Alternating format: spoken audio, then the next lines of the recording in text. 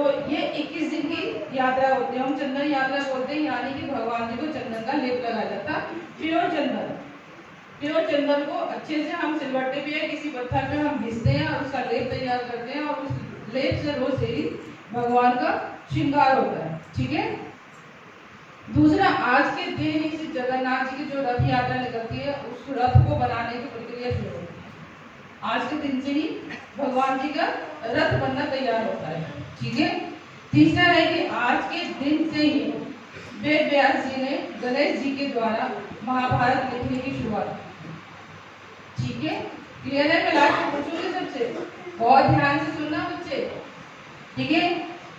और सबसे most important कि जो आपका उत्तराखंड का 4 धाम है, जिसको हम छोटा 4 धाम बोलते हैं, आज से ही सबके कपाट होते हैं, या तो बद्रीनाथ के या फिर उसके जो केदारनाथ के जितने भी कपाट हैं आज के दिन ही खुलते हैं। और आज के दिन आप कुछ कह नहीं सकते कि वहाँ पे कितनी भीड़ होती है। हर कोई देखना चाहता है कि जो 6 महीने आप लोगों को पता है कि 6 महीने की जोत जलाई जाती है बद्रीनाथ में, केदारनाथ में। तो जब सर्दियाँ शुरू होती है दिवाली के आसपास में मुहूर्त ही करती है, तो मुहूर्त के हिसाब से वहाँ पे जोत तैयार किया जाता है। और 6 महीने बाद जब कपाट खोला जाता है तो वो जोत जलता हुआ उस जोत को देखना भी बहुत बड़ा सौभाग्य की बात है, और उसके लिए भी बहुत ही ज़्यादा लंबी भीड़ होती है। तो आज के दिन ही जगन्नाथ जी बद्रीनाथ के कपाट खोलते हैं। ठीक है। आज इतना ही मोस्ट इम्पोर्टेंट है कि हम लोग को बहुत ही दुर्भाग्य है कि हम लोगों को पता ही नहीं है सनातन धर्म होते हुए भी क्या है। इतना ही याद हो गया सबको? और बताऊं या रहने दूं कि कहीं होश कोच हो जाए? पूरी बता दूं या छोड़ दूं? पता चले माता जी लंबी लिस्ट बना के लेकर आएंगे। पता होना चाहिए, सब हम लोग को पता होना चाहिए। हम हिंदू है। अच्छा, पूरा पता है, पूरा सुनने को तैयार है। ठीक है।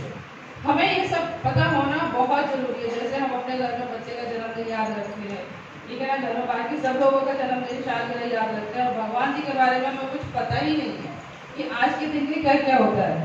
आज के दिन ही द्रौपदी को अक्षय पात्र मिला था कृष्ण के द्वारा। किसको पता है अक्षय पात्र जब द्रौपदी को मिला था उससे क्या क्या हुआ था? किसको पता है? नहीं, प्रभु जी में सारे निर्भरता नहीं माताओं को पता है, 2 माताओं को। इसकी स्टोरी पता है आप लोगों को? अक्षय पात्र क्यों मिला था द्रौपदी को कृष्ण के द्वारा? नहीं। आज हम इसमें थोड़ा चर्चा कर लेते हैं, क्योंकि आज अक्षय तृतीया है और ये ज़्यादा ही मोस्ट इम्पोर्टेंट है। तो जब 12 साल में मिला था ना, 13 साल का वनवास पांडवों को, 12 साल। धन्यवाद, ये याद है। ठीक है ना, 11 साल का अज्ञातवास मिला था, और 11 साल का वनवास मिला था, और 1 साल का अज्ञातवास मिला था। तो जब वो लोग जंगल में गए थे, वहाँ जंगल में गए थे, जो उनको अज्ञातवास मिला, तो उसके बाद खाने की बड़ी दिक्कत हो गई। अब भीम का तो सोच ही सकते हो कि भीम अकेले ही इतना खाता था और बाकी पांडव क्या खाते, तो उनको खाने पीने की बहुत दिक्कत हो गई। द्रौपदी बनाए तो बनाए क्या, क्योंकि कंदमूल के अलावा तो जंगल में कुछ मिलता नहीं है। ठीक है। तो कृष्ण से प्रार्थना किया द्रौपदी ने कि मैं क्या करूँ केशव, मानो कि अब तो हमारी बहुत ज़्यादा व्यवस्था खराब हो चुकी है, हम कैसे करें, क्या करें। तो कृष्ण ने उनको एक कटोरा दिया, इतना बड़ा कटोरा होगा, और कृष्ण ने आशीर्वाद दिया कि आप जब सब खा लो, तो पहले की भी परंपरा है और आज भी ये परंपरा हमें निभानी चाहिए कि जब पूरा परिवार खा लेता है तब माताओं को खाना चाहिए। खासकर वो माताएं जो बनाती हैं, जो घर में क्या बनाती हैं, रसोई बनाती हैं, जो घर में रसोई बना रही हैं, उनका नियम है कि जब पूरा परिवार खा ले उसके बाद ही वो माताओं को खाना चाहिए। लेकिन आजकल के क्या है कि सब एक साथ बैठ के खाते हैं, तो उसमें चलो ठीक है कि सब परिवार एक साथ खा रहा है तो आप खा लो। तो कृष्ण ने उनको आशीर्वाद दिया था कि जब सारे पांडव खा लेंगे और लास्ट में जब द्रौपदी खा लेगी, द्रौपदी के खाने के बाद में उसमें खाना आना बंद हो जाएगा। यानी कि आप उसमें से कितना भी कुछ भी अन्न निकाल सकते हो, कितना भी भोजन निकाल सकते हो बनाने के लिए, जितनी आपकी तृप्ति है उतना आप खा लो। और द्रौपदी के खाने के बाद उसमें एक भी दाना नहीं आता, फिर नेक्स्ट डे ही उसमें जो भी आप चाहोगे वो आ जाए। उसका नाम था अक्षय पात्र। तो ये दुर्वासा ऋषि वाले उसमें भी आता है, जब दुर्वासा ऋषि अपने 10,000 शिष्यों को लेकर आते हैं और कहते हैं कि हम आपके यहाँ भोजन करेंगे, तो द्रौपदी उस टाइम पर खा चुकी होती है, बर्तन मान चुकी होती है। उसके बाद दुर्वासा ऋषि आते हैं, तब उनके हाथ में सारे पांडवों के फूल जाते हैं कि अब हम क्या करें, क्योंकि हमारे पास तो एक भी दाना नहीं है और यहाँ तो 10,000 ऋषि लेके 10,000 अपने शिष्यों को दुर्वासा ऋषि लेके आ गए। और दुर्वासा ऋषि के बारे में किसको पता है? प्रभु जी वगैरह पता होना चाहिए। ये हमारे बहुत ही मोस्ट ऋषि रह चुके हैं, इनकी काफी कहानियां हैं। तो दुर्वासा ऋषि बहुत ज्यादा क्रोधी थे, बहुत ज्यादा उग्र थे, लेकिन पावरफुल थे। आशीर्वाद भी इतनी जल्दी देते थे और क्रोध में श्राप भी इतनी जल्दी देते थे। तो इससे सारे पांडव डर गए कि दुर्वासा ऋषि आए, अगर भोजन नहीं कराया तो फिर हम सारे डर सबको श्राप देते को भस्म कर देंगे। एक तो ये डर हो गया। दूसरा कि अब हम करेंगे, क्योंकि द्रौपदी ने खाना खा चुकी थी। तो सबसे लास्ट ऑप्शन क्या आता है? हे गोविंद, हे माधव, हमारी मदद करो। तो जैसी द्रौपदी ने आवाज लगाई, द्वारका से कृष्ण प्रकट हो गए और आते ही उन्होंने बोला कि द्रौपदी थोड़ा खाना लेकर आओ, मुझे बहुत तेज भूख लगी है। तो द्रौपदी कहती है कि क्यों मजाक कर रहे हो, वैसे हम टेंशन में हो रहे हैं, आप आके और हमसे खाना मांग रहे हो। हमारे घर में तो वैसे होता है ना कई बार कि घर में खाना खाता मुझे कोई आ जाता, बोलते भूख लगी था दो खाने को, तो फिर उस टाइम दिमाग खराब होता है कि अभी तो बर्तन धो रहा है खाना बना के, अभी तुम्हारा से कैसे बनाए। तो वही हाल हो गया जब कृष्ण आके बोलो। तो कृष्ण ने बोला कि मुझे बहुत तेज भूख लगी है, कुछ भी व्यवस्था करो द्रौपदी, मुझे भूख लगी है, मुझे कुछ ना कुछ दो। तो द्रौपदी कहती है कि आपने जो अक्षय पात्र दिया था, मैंने अभी तक उसको मांग के धो के रखा, मैं क्या करूं? उधर दुर्वासा ऋषि अपने 10,000 शिष्यों को लेकर आ गए, ऊपर से आप भी आ गए, अब मैं करूँ क्या? तो कृष्ण कहते हैं कि जो पात्र है ना उसको मेरे पास लेकर आओ, जिस पात्र में अभी आपने खाया है, जिस पात्र में अभी धोया है, उस पात्र को मेरे पास लेकर आओ। तो द्रौपदी कहती है तो मजाक करते रहेंगे, इनको मैं देख दूंगी तो कुछ ना कुछ ही करते रहेंगे। तो द्रौपदी लाके कृष्ण को अपना अक्षय पात्र देती है, तो कहीं छोटा सा एक चावल का दाना उसमें लगा हुआ था। तो कृष्ण क्या करते हैं, उसी एक दाने को लेके और खाते हैं और खाने वालों को डगा रखते हैं, जैसे कि उनकी तृप्ति हो गई। और जैसे कृष्ण की तृप्ति हो जाती है, वहां 10,000 ऋषि के शिष्यों को भी तृप्ति हो गई और ऋषि को भी तृप्ति हो गई। अब ऋषि नहा रहे थे, क्योंकि नहाने के बाद आचमन करने के बाद भोजन करना था, तो उधर वो नदी में नहा रहे और सबका पेट भर गया, क्योंकि सब भूखे भी थे और कृष्ण ने खाया तो सबकी तृप्ति हो गई। इसीलिए हम लोग भोग लगा के खाते हैं। अगर कृष्ण ने खाया तो ऑलरेडी हमारे घर में सबका पेट भर गया।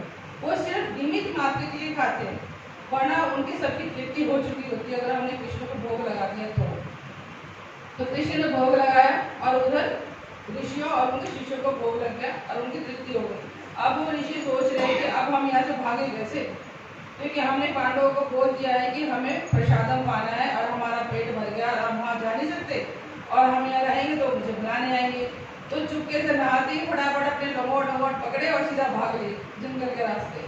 तो इतने में युधिष्ठिर ने बोला है भीम को कि जाओ और दुर्वासा ऋषि को बुला के लेकर आओ, क्योंकि वो भोजन पे आए। तो जाके देखा भीम ने तो सारे ऋषि गायब थे। तो किसी से पूछा कि ऋषि सब कहाँ चले गए, तो कह रहे वो तो नहाते नहाते अपने लंगोट वगैरह लेके भाग लिए, क्योंकि उनकी सबकी तृप्ति हो चुकी थी। कोई इधर से भागा, कोई उधर से भागा, सब अपने अपने रास्ते चले गए। इसका मतलब कि जब कृष्ण अगर तृप्त हो जाते हैं हमारी भक्ति से, तो पूरा संसार तृप्त हो जाता है। हमें एक ही जन की खुश करने को प्रसन्न करने की आवश्यकता नहीं है, सिर्फ एक को निमित्त मात्र बना लो, कृष्ण के शरण में हो जाओ, कृष्ण को तृप्त कर लो, पूरा संसार तृप्त हो जाएगा। ठीक है ना? एक तो ये था। दूसरा, आज के दिन ही सुदामा कृष्ण से मिले थे द्वारका में। बहुत गाना गाते हैं ना आप लोग कृष्ण सुदामा का। आज के दिन ही दोनों का मिलन हुआ था, कृष्ण सुदामा का। और आज के दिन जो योग है ना, आज के दिन आप कुछ भी काम कर सकते हो बिना मुहूर्त के, बिना किसी पंडित के मुहूर्त के, बिना किसी योग के। योग हो या ना हो, आप कोई भी शुभ कार्य कर सकते हो, गृह प्रवेश कर सकते हो, शादी ब्याह भी आजकल ज्यादा होता है, ठीक है ना। आप सोना चांदी कुछ भी आप खरीद सकते हो। आज का जो ग्रह लक्षण जो मुहूर्त होता है वो बहुत ही शुभ होता है शुभ कार्य करने के लिए। और कहा जाता है कि आज के दिन जो दान किया जाता है वो दान हमारा अक्षय हो जाता है, अक्षय गुना उसका पुण्य मिलता है। और दिन तो आपने दान किया तो आपको 100 गुना मिला, 1000 गुना मिला, 1 लाख गुना मिला। लेकिन अगर आज आपने कोई भी दान किया, मंदिर में दान किया, कहीं भी दान किया, उसको करोड़ों गुना पुण्य मिलता है। मतलब वो अक्षय, उस दान का जो पुण्य है वो कभी क्षय नहीं होता, इसीलिए उसका नाम है अक्षय।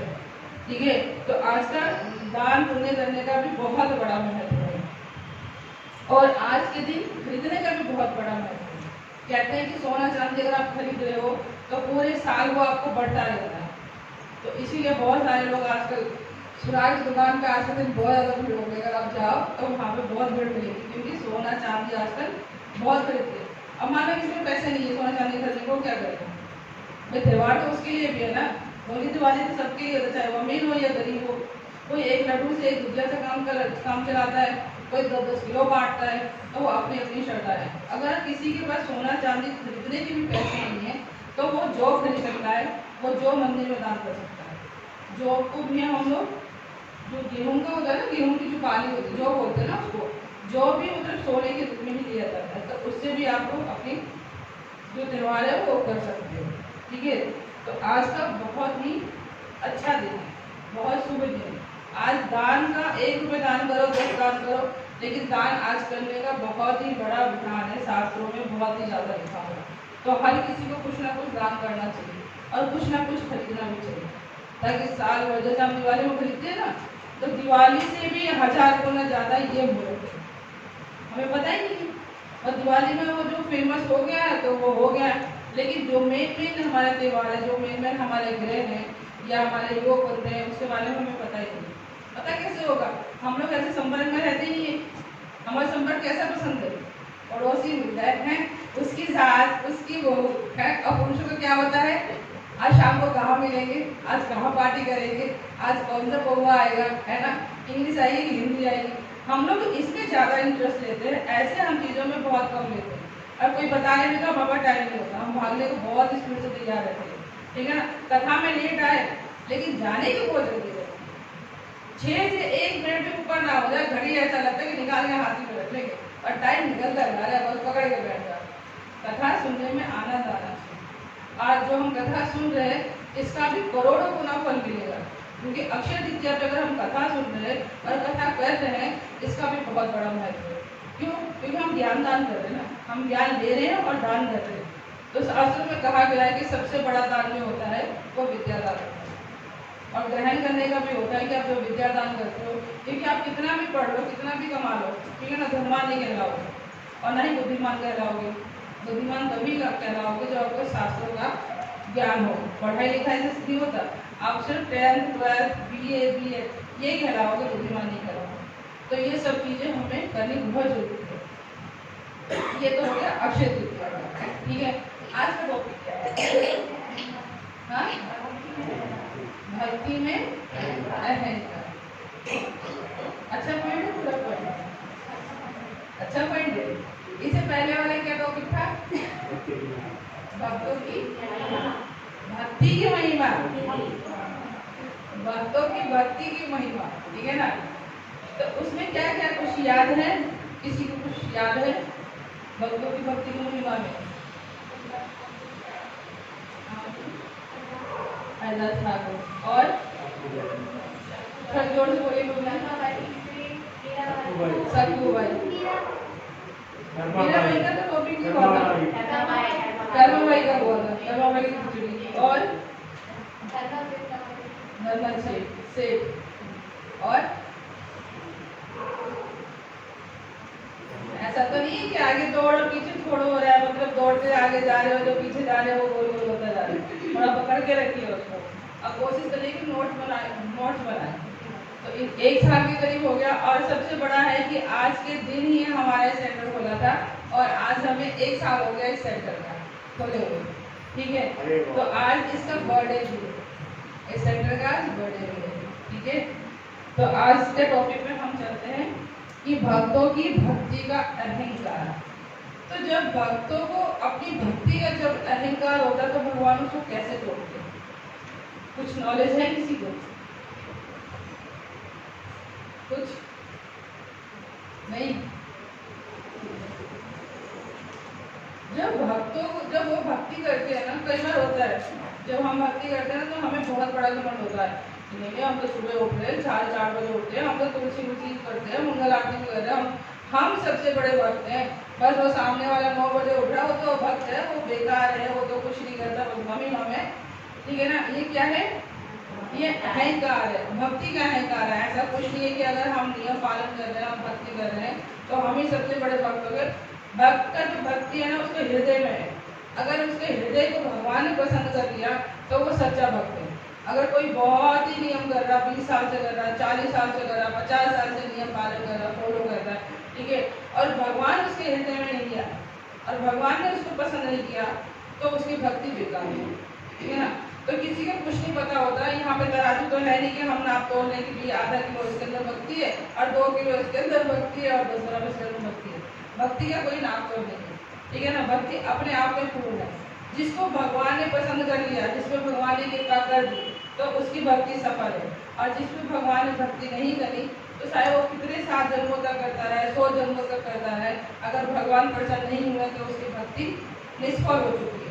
उसको या तो अपना रास्ता बदलना होगा, या अपने गुरु के शरण में जाना होगा, या किसी वरिष्ठ वैष्णव के संपर्क में आना होगा।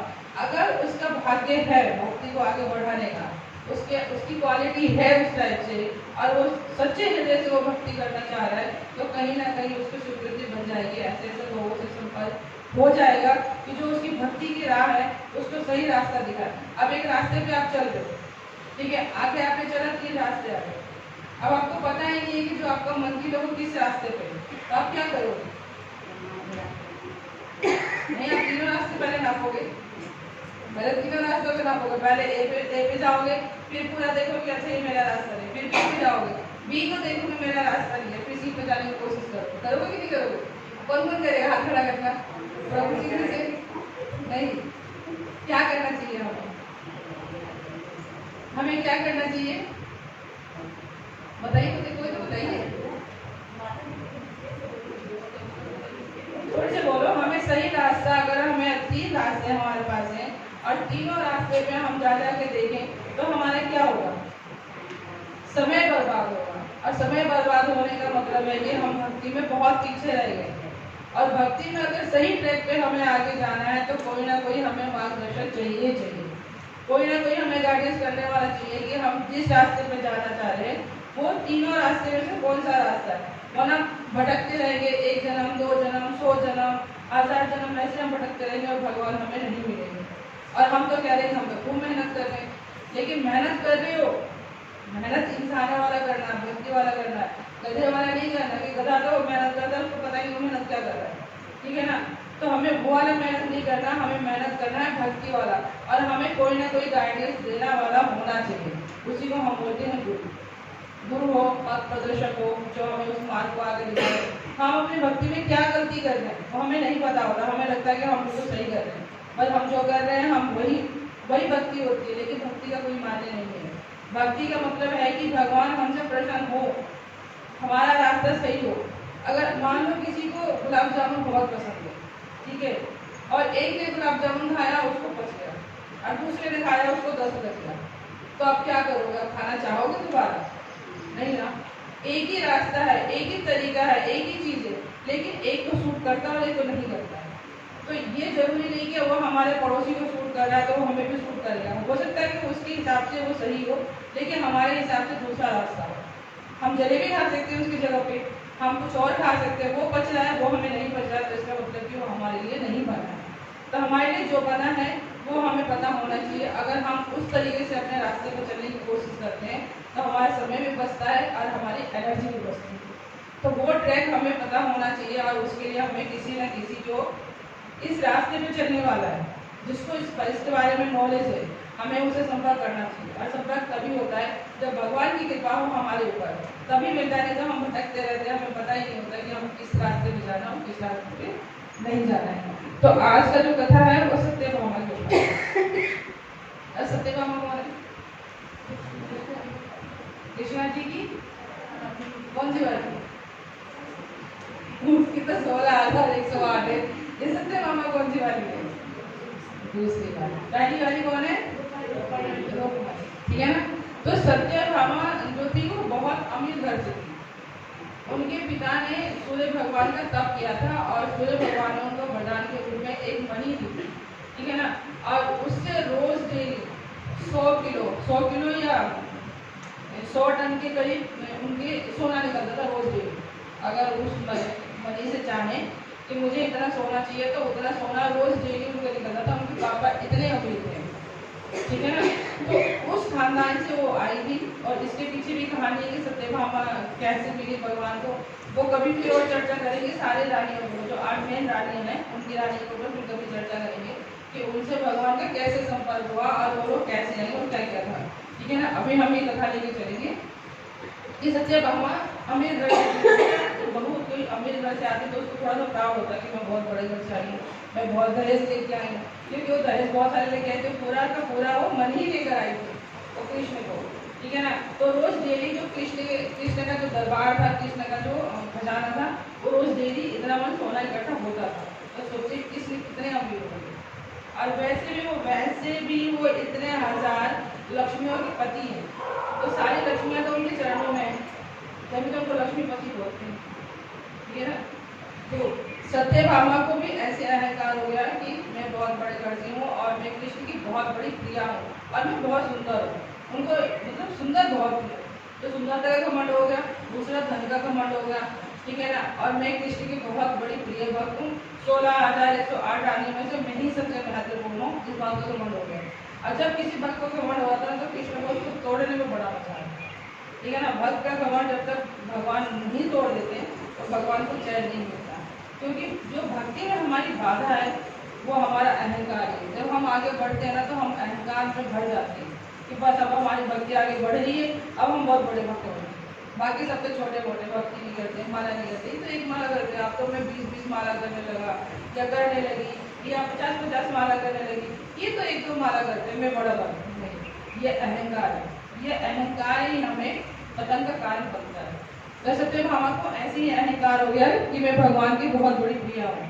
तो एक दिन क्या किया, उन्होंने भगवान को तोड़ने की कोशिश करी, किससे? धन से, सोने से। तो सत्यभामा ने कृष्ण को बोला कि प्रभु मैं चाहती हूँ कि आपको ना ये वो तुला दान करूँ। तुला दान का बड़ा महत्व शास्त्रों में। तो उन्होंने बोला कि प्रभु मैं आपकी तुला दान करना चाहती हूँ और हमारे पास रमेश भी बहुत धन है, तो मैं अपने धन से आपका तुला। कृष्ण बोला ठीक है, दान कर लो, दान तो करती हो, कर लो दान। तो एक तराजू पे कृष्ण को बैठाया गया और एक तराजू पे धन रखा गया। अब वो धन रखते जाए, सारा धन खत्म, सत्यभामा का खत्म हो गया, ठीक है। उसके बाद उन्होंने किससे मांगा? रुक्मणी से, ठीक है ना। जितनी 8 रानियां थी, जितने रानी के पास गहने थे, जितने तिजोरी में छुपा के रखे थे, उन्होंने बोला कि सब लेकर आओ, क्योंकि कृष्ण तो 1% भी नहीं उठ रहे और सारा का सारा धन उस पर तराजू पर रखा जा रहा है। तुलादान हो रहा है भाई, जब तक बैलेंस बराबर नहीं होगा तब तक तुलादान नहीं होता, ठीक है। तो सारी रानियों ने भी रख दिया, कभी बाहर 1% भी ऊपर नहीं छोड़ा। उसके बाद फिर जितने खजाने में थे, जितना खजाना था वो सारे खजाने से सोना लेके आया गया और उस तराजू पर रखा गया। लेकिन 1% भी, 1 इंच भी भगवान ऊपर से नीचे नहीं हुए, ठीक है। अब सबको टेंशन होने लगे, भैया तुलादान हम कर रहे हैं तो वो तो करके ही रहेंगे, क्योंकि भगवान का तुलादान है, हम इसको कैसे अधूरा छोड़ दें। तो अब सारा सोना चांदी रखा गया, लेकिन भगवान थोड़ा सा भी ऊपर, लीला है प्रभु की लीला, प्रभु कुछ भी कर सकते हैं, ठीक है ना। लेकिन उनका अहंकार जो घमंड था ना, वो जितना बड़ा था उतना ही ज्यादा सोना रखा गया। उनको लग रहा था ना कि मैं अपने ही सोने से भगवान को तोड़ लूंगी, लेकिन घर का सबका सोना लेने के बाद भी भगवान को तोड़ना नहीं हुआ। तो उसके बाद उन्होंने इशारा किया रुक्मणी जी की तरफ, ठीक है। तो रुक्मणी जी का भी इशारा किया भगवान जी ने, तो वो अपने मंदिर से एक तुलसी का पत्ता लेकर आई और सारे जितना धन था उसके ऊपर उन्होंने एक तुलसी का पत्ता रख दिया, भगवान ऊपर और बाकी सब, ठीक है ना। तो इससे हमें क्या शिक्षा मिलती है कि भगवान एक तुलसी के पत्ते से परेशान हो सकते हैं। आपके पास जितने भी आपके पास खजाने हैं, धन है, भगवान को उससे कोई मतलब नहीं।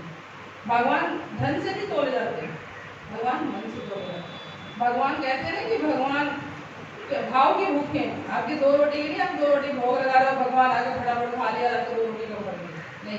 हम भोग इसलिए लगाते हैं, हम अपने भावों का भोग लगाते हैं। उसके बाद हम ठीक है प्रभु हम आपको खिला रहे हैं, आप खा लीजिए, उसके बाद ही हम खाएंगे। सत्यभामा को जैसे घमंड हुआ, भगवान ने उनको घमंड का ऐसे छोड़ा।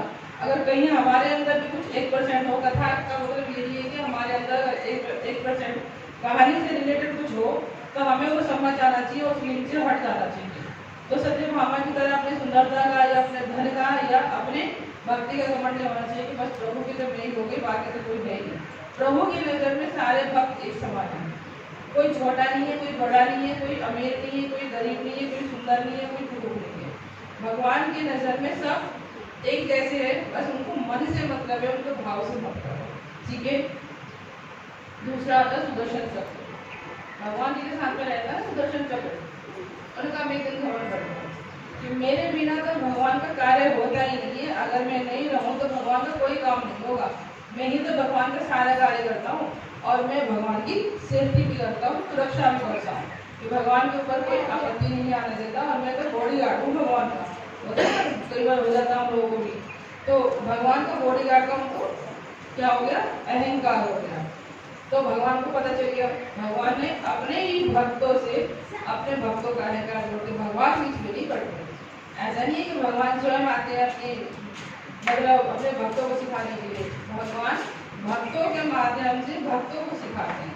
इसीलिए हमें कहा जाता है कि हमें वैष्णव अपराध नहीं करना है और हमें वैष्णव संपर्क में भी रहना है। ऐसा नहीं है कि अपराध हो जाएगा तो नहीं हम दूर रहोगे तो भी नुकसान है और ज्यादा पास रहोगे तो भी नुकसान है। कहते हैं वैष्णव अग्नि के समान है, अग्नि के समान होते हैं। अग्नि के बिना आपका काम नहीं चलेगा, ना आपका खाना बनेगा, ना आपका घर में हवन होगा, ना आपके घर में लाइट होगी, कुछ नहीं होगा। अग्नि के बिना काम भी नहीं चलेगा, ठीक है ना। और अग्नि से आप दूर भी नहीं रह सकते। तो करना क्या है, आपको बैलेंस बना कर रखना पड़ेगा। किससे? अग्नि से। तो वैष्णव अग्नि की तरह होते हैं, उनसे हमें बैलेंस बना कर रखना होता है, हमें टच में भी रहना होता है और अपनी मर्यादा में भी रहना होता है। अगर हमने मर्यादा से बाहर गए तो क्या होता है, हाथ जलता है ना, फिर उसमें बलम लगा देगा, ठीक है ना। तो इसीलिए बैलेंस होना बहुत जरूरी है, हमें अपनी मर्यादा को कभी नहीं भागना चाहिए। तो इसीलिए सुदर्शन चक्र को भी ऐसे घमंड हो गया। तो भगवान ने क्या किया, एक बार जब वो सुदर्शन चक्र जो था वो द्वार पे खड़ा था, भगवान के सेवक के द्वार पर, तो हनुमान जी आए। भगवान ने उनको कहीं प्रेरित किया, हनुमान जी आए कृष्ण से मिलने के लिए। तो दरवाजे पे कौन खड़ा है, सुदर्शन चक्र। तो उन्होंने हनुमान जी को दरवाजे पे रोक दिया कि आप कौन हो, कहाँ से आए हो, किससे मिलना है, क्या करना है। हनुमान जी ने बोला कि मुझे प्रभु ने बुलाया, मुझे प्रभु कृष्ण से मिलना है। तो उन्होंने बोला कि अब मेरे बिना इजाजत नहीं जा सकते, मेरे पास कोई इन्फॉर्मेशन नहीं आया भगवान का कि आप कोई हनुमान आएगा तो आप अंदर एंट्री करने देना, मेरे पास इन्फॉर्मेशन नहीं है, इसलिए मैं आपको नहीं जाने दूंगा। तो हनुमान जी कह रहे हैं मैं तो भगवान से मिल गई रहूँगा, तुम होते कौन हो मुझे रोकने के लिए। भक्त और भगवान के बीच में अगर कोई आता है तो उसका ऐसे सर्वनाश होता है, ठीक है। इसीलिए कभी भी भक्त और भगवान के बीच में नहीं आना चाहिए, भक्ति को किसी का डिस्टर्ब नहीं करना चाहिए। अगर कोई भक्ति करता है उसे कर लेने दो, अगर कहीं कोई गलती हो रही हो पूछ रहा है तो उसे सलाह दो, अपने आप जाके खुद के बीच में सलाह देने की आवश्यकता नहीं है, ठीक है। तो सुदर्शन चक्र ने वहाँ पे हनुमान जी को रोकने का बहुत प्रयास किया, लेकिन हनुमान जी को जब गुस्सा आया तो वो अपने उग्र रूप में आ गए और सुदर्शन चक्र को पकड़ के अपने मुंह में दबा दिया, दांतों के बीच में दबा दिया। अब वो वहीं तरफ रहे सुदर्शन चक्र वहीं तरफ रहे, क्योंकि उनको घमंड था ना मैं बहुत ही बहादुर हूँ, बलशाली हूँ और मेरे बिना तो भगवान का काम नहीं चलता। जब हनुमान जी ने मुंह में दबा लिया तो उनको समझ में आया कि मैं क्या हूँ और भगवान का जो सच्चा भक्त है वो क्या है। अब मुंह में दबा के और कृष्ण से मिलने गए, तो कृष्ण कह रहे आ गया हनुमान जी आ गए, जी प्रभु में आ गया। कह रहे आपको किसने दरवाजे पर रोका नहीं? कह रहे हाँ कोई खड़ा तो था दरवाजे पे, वो मुझे बहुत रोक रहा था, लेकिन मैंने उसको समझाया कि मुझे भगवान से मिलना है, वो मान ही नहीं रहा था। तो कृष्ण बोला कहाँ है वो? कह रहे मेरे मुंह पे। कह रहे उसे निकालो बाहर, तो था ना कि मैं ही सबसे बड़ा था। तो आज उसका अहंकार जो हो गया कि उससे भी बड़ा कोई भक्त है। तो जब उनको बाहर निकला, जब वो हनुमान जी के चरणों में पड़े और भगवान से सुना प्रार्थना की कि आज के बाद से मैं कभी अहंकार नहीं करूँगा कि मेरे अंदर कोई ऐसी पावर है या ताकत है। तो इसीलिए जब भक्त के अंदर कोई स्पिरिचुअल शक्ति अगर जागृत होती है या कुछ ऐसा पावर जागृत होता है तो उसको अहंकार नहीं करना चाहिए, क्योंकि उसको भगवान ने दिया है। अगर जब हम उसका अहंकार करते हैं या गलत यूज करने की कोशिश करते हैं तो भगवान उसका विनाश ऐसे ही करते हैं। तो इसीलिए अगर भगवान ने दिया है तो भगवान के भक्तों की सेवा में लगाना चाहिए। भगवान अपने लिए भी अगर हम भगवान के लिए यूज कर रहे हैं तो भी भगवान इधर प्रसन्न नहीं होते। जब हम उसको भक्तों की सेवा में लगाते हैं उससे भगवान बहुत प्रसन्न होते हैं। ठीक है, तो सुदर्शन चक्र से हमें क्या समझ में आया कि हमें अपनी शक्ति का अहंकार नहीं करना चाहिए। ठीक है, सत्यभामा के उसमें क्या समझ में आया, धन का सुंदरता का अहंकार नहीं करना चाहिए। ठीक है, तीसरा आता है गरुड़ जी का। गरुड़ जी सबसे ज्यादा वेग से उड़ते हैं ना, गरुड़ जी सबसे ज्यादा स्पीड किसकी है, गरुड़ जी की। गरुड़ का स्पीड बहुत ही तेज होता है। तो गरुड़ जी को बड़ा घमंड था कि मैं सबसे ज्यादा उड़ता हूँ, मेरी स्पीड बहुत ज्यादा है। प्रभु बोलते तो मैं पल में कहीं से कहीं लेके चला जाता हूँ। तो मैं भगवान का बहुत ही बड़ा भक्त हूँ, सच्चा भक्त हूँ और सेवा भी बहुत करता हूँ। तो इसको भगवान ने कैसे बोला, कृष्ण ने बोला कि जब मेरा एक भक्त है हनुमान, वो उस पहाड़ी पे रहता है, आप उसको बुला के ले जाओ, उसको बोलना कि कृष्ण आपको बुला रहे हैं। तो गरुड़ जी फटाफट उड़ के गए और कृष्ण ने बोला कि उसको अपने साथ ही लेकर आना। ठीक है ना, अपने साथ ही उसको लेकर आना। तो गरुड़ जी गए हनुमान जी के पास में, बोला कि प्रभु आपको बुला रहे हैं, आप चलिए। तो हनुमान जी कह रहे कि अभी मैं जब कर रहा हूँ, थोड़ा एक दो माला रहेगी है, आप चलो मैं आता हूँ। तो गरुड़ जी ने बोला कि नहीं, प्रभु ने बोला है, कृष्ण ने बोला है कि अपने साथ लेकर आना है। आप कहीं पीछे रह गए तो मुझे डांट पड़ेगी कि मुझे सेवा मिली है साथ लेकर आने की, और आप कह रहे हो कि मैं अभी चलो मैं, आप वैसे ही लेट उड़ते हो, धीरे उड़ते हो और पीछे लगे तो प्रभु तो मुझे ही डांटेंगे। इसलिए चलो मेरे साथ चलो, मैं आपको पीठ पर बैठा के लेके चलता हूँ, मैं अब धीरे धीरे लेट हो जाओगे। और हनुमान जी कहते दो तीन माला रह गई, आप चलो मैं आता हूँ, मैं बोल रहा हूँ ना आपसे पहले पहुँच जाऊँगा। गरुड़ जी कहते नहीं नहीं, मुझे भरोसा नहीं, आप मेरे पीठ पर बैठो, मैं जैसे भगवान जी को लेके जाता हूँ ऐसे आपको लेके जाऊँगा, आप चलो नहीं तो मुझे डांट पड़ेगी। हनुमान जी बोला मैं प्रॉमिस करता हूँ, पक्का करता हूँ, बस मेरी दो ही माला रह गई है, आप चलो मैं आता हूँ। तो गरुड़ जी ने सोचा कि चलो आप बोल रहे तो 3-4 बार हो गया, मैं बोल दूंगा प्रभु से कि वो ऐसे बोल रहे कि आप चलो मैं आता हूँ, अगर लेट हो गए तो बोल दूंगा कि यही बोल रहे थे, मैंने तो अपनी सेवा कर दी। तो गरुड़ जी अपने गए। तो जब कृष्ण के पास जा रहे गरुड़ जी तो देख रहे तो हनुमान जी चढ़ने लगते, कह रहे आप मेरे से पहले कैसे, आप इतने धीरे उड़ते हो, सबसे ज्यादा वेग तो मेरा है, मैं उड़ता हूँ सबसे ज्यादा, आप मेरे से पहले कैसे आ गए। तो प्रभु ने बोला कि जरूरी नहीं है कि आप ही सबसे ज्यादा उड़ते हो, हनुमान जी मन के वेग से उड़ते हो, आप पंखों या हवा के वेग से उड़ते हो, लेकिन हनुमान जी मन के वेग से उड़ते हैं, ये पल में कहीं से कहीं जा सकते हैं। तो हनुमान जी गरुड़ जी से पहले भगवान के चरणों में आके बैठे हुए। तो भगवान जी ने उनका घमंड कैसे तोड़ा, उनसे अच्छा किसी भक्त से करा नहीं। जब हमसे लगता है ना कि हमारी सेवा अच्छी हो रही है, आज जब भगवान उनसे जो सेवा कर रहे हैं उनसे बेटर किसी और से सेवा कराते हैं तो लगता है कि अरे नहीं, मेरी सेवा बेटर नहीं कर रहा था, मेरे से भी अच्छा कुछ कर सकता है। तो ये हमारा कई बार घमंड हो जाता है सेवा का भी, कि हम अच्छा करें, लेकिन हमसे अच्छा कोई और करता है। तो भगवान का मतलब निमित्त मात्र है कि भगवान हमें सिखाना चाहते हैं कि जो हमारी सेवा है और अच्छा करना है, जो और अच्छा हमसे अच्छा कर रहा है उससे भी अच्छा हमें सेवा करना है। भगवान ये हमें सिखा रहे हैं, हमें हमेशा पॉजिटिव में लेना चाहिए, ये नहीं कि वो हमें नीचा दिखा रहा है या मेरे को नीचा दिखा रहा है, ऐसा कुछ नहीं है। भगवान चाहते हैं कि आप और अच्छा सेवा करो, क्योंकि सेवा के माध्यम से ही हम भगवान को प्रसन्न कर सकते हैं। इसके अलावा हमारे पास कोई ऑप्शन नहीं है। हम कितना भी घंटी बजा ले, माला घुमा ले, हैं आरती कर लें या हम आरती गा ले या हम कुछ भी कर ले, दान कर ले, भगवान को कोई पसंद नहीं है। भगवान को सिर्फ मतलब ही नहीं है। आप आरती कर रहे हो, आप अगरबत्ती दिखा रहे हो, भोग लगा रहे हो, भगवान को इससे कोई मतलब नहीं है। भगवान को किससे मतलब है, आप सेवा कितना कर रहे हो। हम जो आरती कर रहे हैं, अगरबत्ती दिखा रहे हैं, भोग लगा रहे हैं, ये सब क्या है, ये सेवा है। हम जितना सेवा करते हैं भगवान उससे उतने ही प्रसन्न होते हैं। सिर्फ अपने अपने भलाई के लिए नहीं करना चाहिए कि हमने जो जला दी तो हमारा घर शुरू हो जाएगा, जैसे हमने तो घी और कपूर की अगरबत्ती जला दी तो घर के कीटाणु मर जाएंगे, ठीक है ना, हमने अगरबत्ती जला दी तो घर में खुशबू हो जाएंगे। अपना ही नहीं करना चाहिए, हमें सेवा करना चाहिए। सेवा का मतलब है कि वैष्णव की सेवा करनी चाहिए, क्योंकि सबसे ज्यादा किससे भगवान प्रसन्न होते हैं, वैष्णव से, भक्त से। और जब हम भक्त की सेवा करते हैं तो कहते हैं ना कि भगवान भक्त के पीछे चलते हैं, और जब हम भक्त की सेवा करते हैं तो क्या हम पीछे भगवान नहीं मिलेंगे। तो भक्तों के पीछे भगवान चलते हैं, तो इसीलिए कहा जाता है कि हमें भक्तों की सेवा करनी है। अगर भगवान को प्रसन्न करना है तो सबसे पहले गुरु और वैष्णव की सेवा करनी चाहिए। अगर गुरु और वैष्णव हमसे प्रसन्न है तो इसका मतलब कि भगवान भी प्रसन्न है। अगर गुरु और वैष्णव हमसे प्रसन्न नहीं है तो इसका मतलब कि हमारे भक्ति में कहीं ना कहीं गड़बड़ है और हमारी भक्ति को जांचने की जरूरत है, उसको आगे बढ़ा के शुद्ध करने की जरूरत है। तो भक्ति को पहचानने का, शुद्ध करने का सिर्फ एक ही मात्र यही है कि गुरु और वैष्णव को हमें प्रसन्न करना है। ठीक है, इसके अलावा हमारे पास कोई और ऑप्शन नहीं है। दान कितना भी कर रहे हैं हम, यह भी कितना कर रहे हैं, भंडारा कितना भी कर रहे हैं, या हम कितना भी कुछ भी काम कर रहे हैं, लेकिन सेवा ही सबसे महत्वपूर्ण है कि सेवा के माध्यम से ही भगवान प्रसन्न होते हैं। अगर इसमें हमने काम चोरी करी तो इसका मतलब कि हमारी भक्ति छूट गई है, हम अपने लिए कर रहे हैं।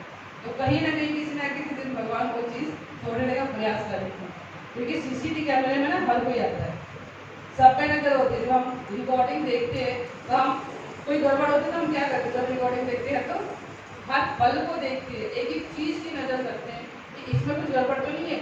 ऐसे ही भगवान की नज़र है, सीसीटीवी कैमरा लगा हुआ है और हर पल की रिकॉर्डिंग हो रही है भगवान के पास। हम झूठ नहीं बोल सकते। तो मैंने कहा करी ना, श्रवण और श्रवणी का हर पल नजर होती है हम लोग की, हमारी पूरा जो डाटा होता है ना, पूरा डाटा जब हम जाते हैं ना, पूरा डाटा चलता है। हर पल हमने क्या किया है, कब क्या किया, मन में क्या किया है, विचारों में क्या किया है, शरीर से क्या किया है, वो सब पता होता है। जिसकी कथा आती है नारद जी, नारद जी तो नारद जी है ना, सबसे महत्वपूर्ण कथा इन्हीं की होती है और सबसे भावुक भी होता है और सबसे मतलब जो प्रसिद्ध है या अपने आप को सबसे फेवरेट कह लो, सबसे फेवरेट कथा नारद जी की होती है। इनकी कथाओं में ना मतलब भाव भी होता है, रस भी होता है और शिक्षाएं भी होती है। तो नारद जी की अगर जब भी कथा मिले सुनने को ना, तो बहुत मन से सुननी चाहिए, विचारों को पकड़ना चाहिए कि नारद जी की कथा में क्या है।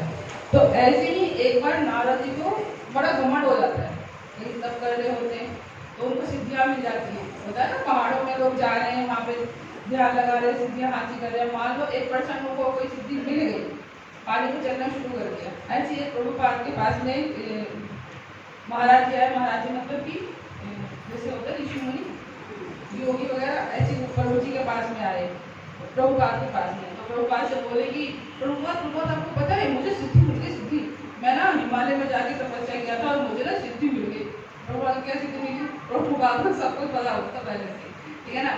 प्रभुपाद को भी ना अच्छे से मतलब भक्तों की भक्ति तोड़ने में पड़ा। अगर हम प्रभुपाद के बारे में चर्चा करेंगे ना तो किसी दिन हम चर्चा करेंगे प्रभुपाद ने कैसे कैसे लीलाएं करी है और लोगों का घमंड कैसे कैसे तोड़ा है।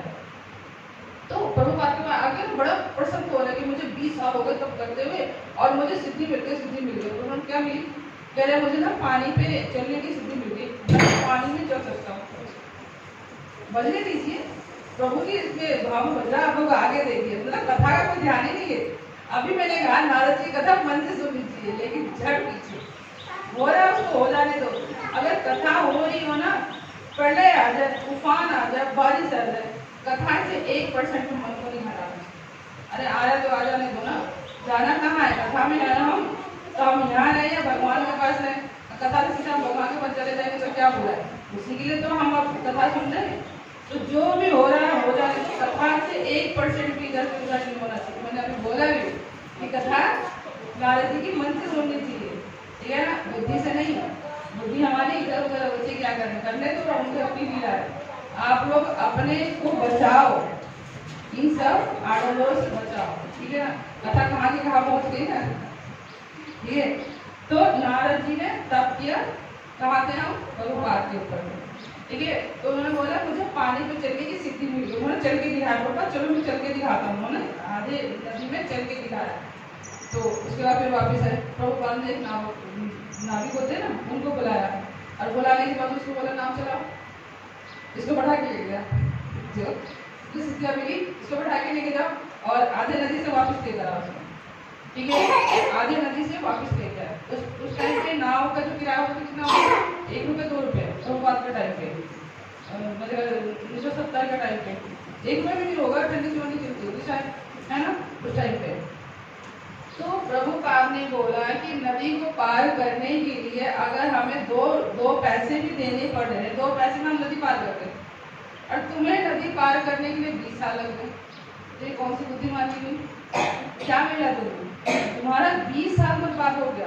किस लिए, पानी पे चलने के लिए। अरे बना तो रखा है नाविक ने, नाव बना रखा है, 2 रुपये में चले जाओ, पार हो जाओ। तो ये भी कोई तप है, ये कोई सिद्धि है, ये मूर्खता है। इस मूर्खता के लिए तुमने 20 साल अपने बर्बाद कर दिया। अगर 20 साल तुमने भक्ति की होती तो साथ भगवान ही प्रकट हो जाते। लेकिन तुम सिद्धि के चक्कर में लग रहा है कि मेरी 7 इंद्रियां जग जाए, वो 7 चक्रा खुल जाए। अरे 7 चक्रा खुल के तो करोगे क्या, फटोगे? 7 चक्रा खोलोगे, रहना तो यही है। अगर सिद्धियां मिली भी गई तो उसको करोगे क्या? सब कूड़ा है, सिद्धियां भी सब कूड़ा है भक्त के लिए। अगर भगवान कहते हैं कि जो भक्ति करते हैं उसकी ऑलरेडी अपने आप सारे चक्रा खुल जाते हैं, उनको अलग से मेहनत करने की कोई आवश्यकता नहीं है। क्यों मेहनत करो चक्रा पे? अब घर में 56 भोग रखे हैं और तुम कह रहे हो मैं तो ब्रेड खाऊंगी, बटर ब्रेड खाऊंगी, तो इसमें क्या बोलेंगे हम? मुर्गा बोलेंगे ना। हमें 56 भोग तो मैं देसी घी में मिल रहा है पका पकाया, तुम कह रहे हो बटर ब्रेड खाओगे और उसका पेट खराब करोगे। ऐसा ही तो है वो। तो ये मूर्खता है, हमें इन मूर्खता पे नहीं जाना चाहिए। सेवन चक्र खोल के भी क्या करेंगे? अगर हमें पूरे भगवान ही मिल गए तो हमें भगवान का 1-2% क्या चाहिए? हम किसी से मांगने जा रहे हैं, हम 1-2 रुपये मांगेंगे, 1 रुपया दे दो, 2 रुपये दे दो, हमें इतनी जरूरत है। अब वो आपको पूरा महल ही दे रहा है, आपको घर का अपना राजकुमार बना रहा है, तो आपको भीख मांगने की क्या आवश्यकता? क्यों मांग रहे हो? नहीं ना। तो ऐसे ही नारद जी ने तपस्या की, तपस्या करके और उसके बाद फिर उन्होंने सिद्धियां हासिल की। क्या हासिल किया? कि मैंने कामदेव पे विजय प्राप्त कर लिया। अब कामदेव पे विजय प्राप्त कर लिया, उनको हो गया अहंकार। आज तक तो ब्रह्मा जी ने भी कामदेव पे विजय प्राप्त नहीं किया, शिव जी ने भी नहीं किया। शिव जी भी मोहिनी के पीछे भाग लिए, है ना, ब्रह्मा जी भी कुत्ते के पीछे भाग लिए।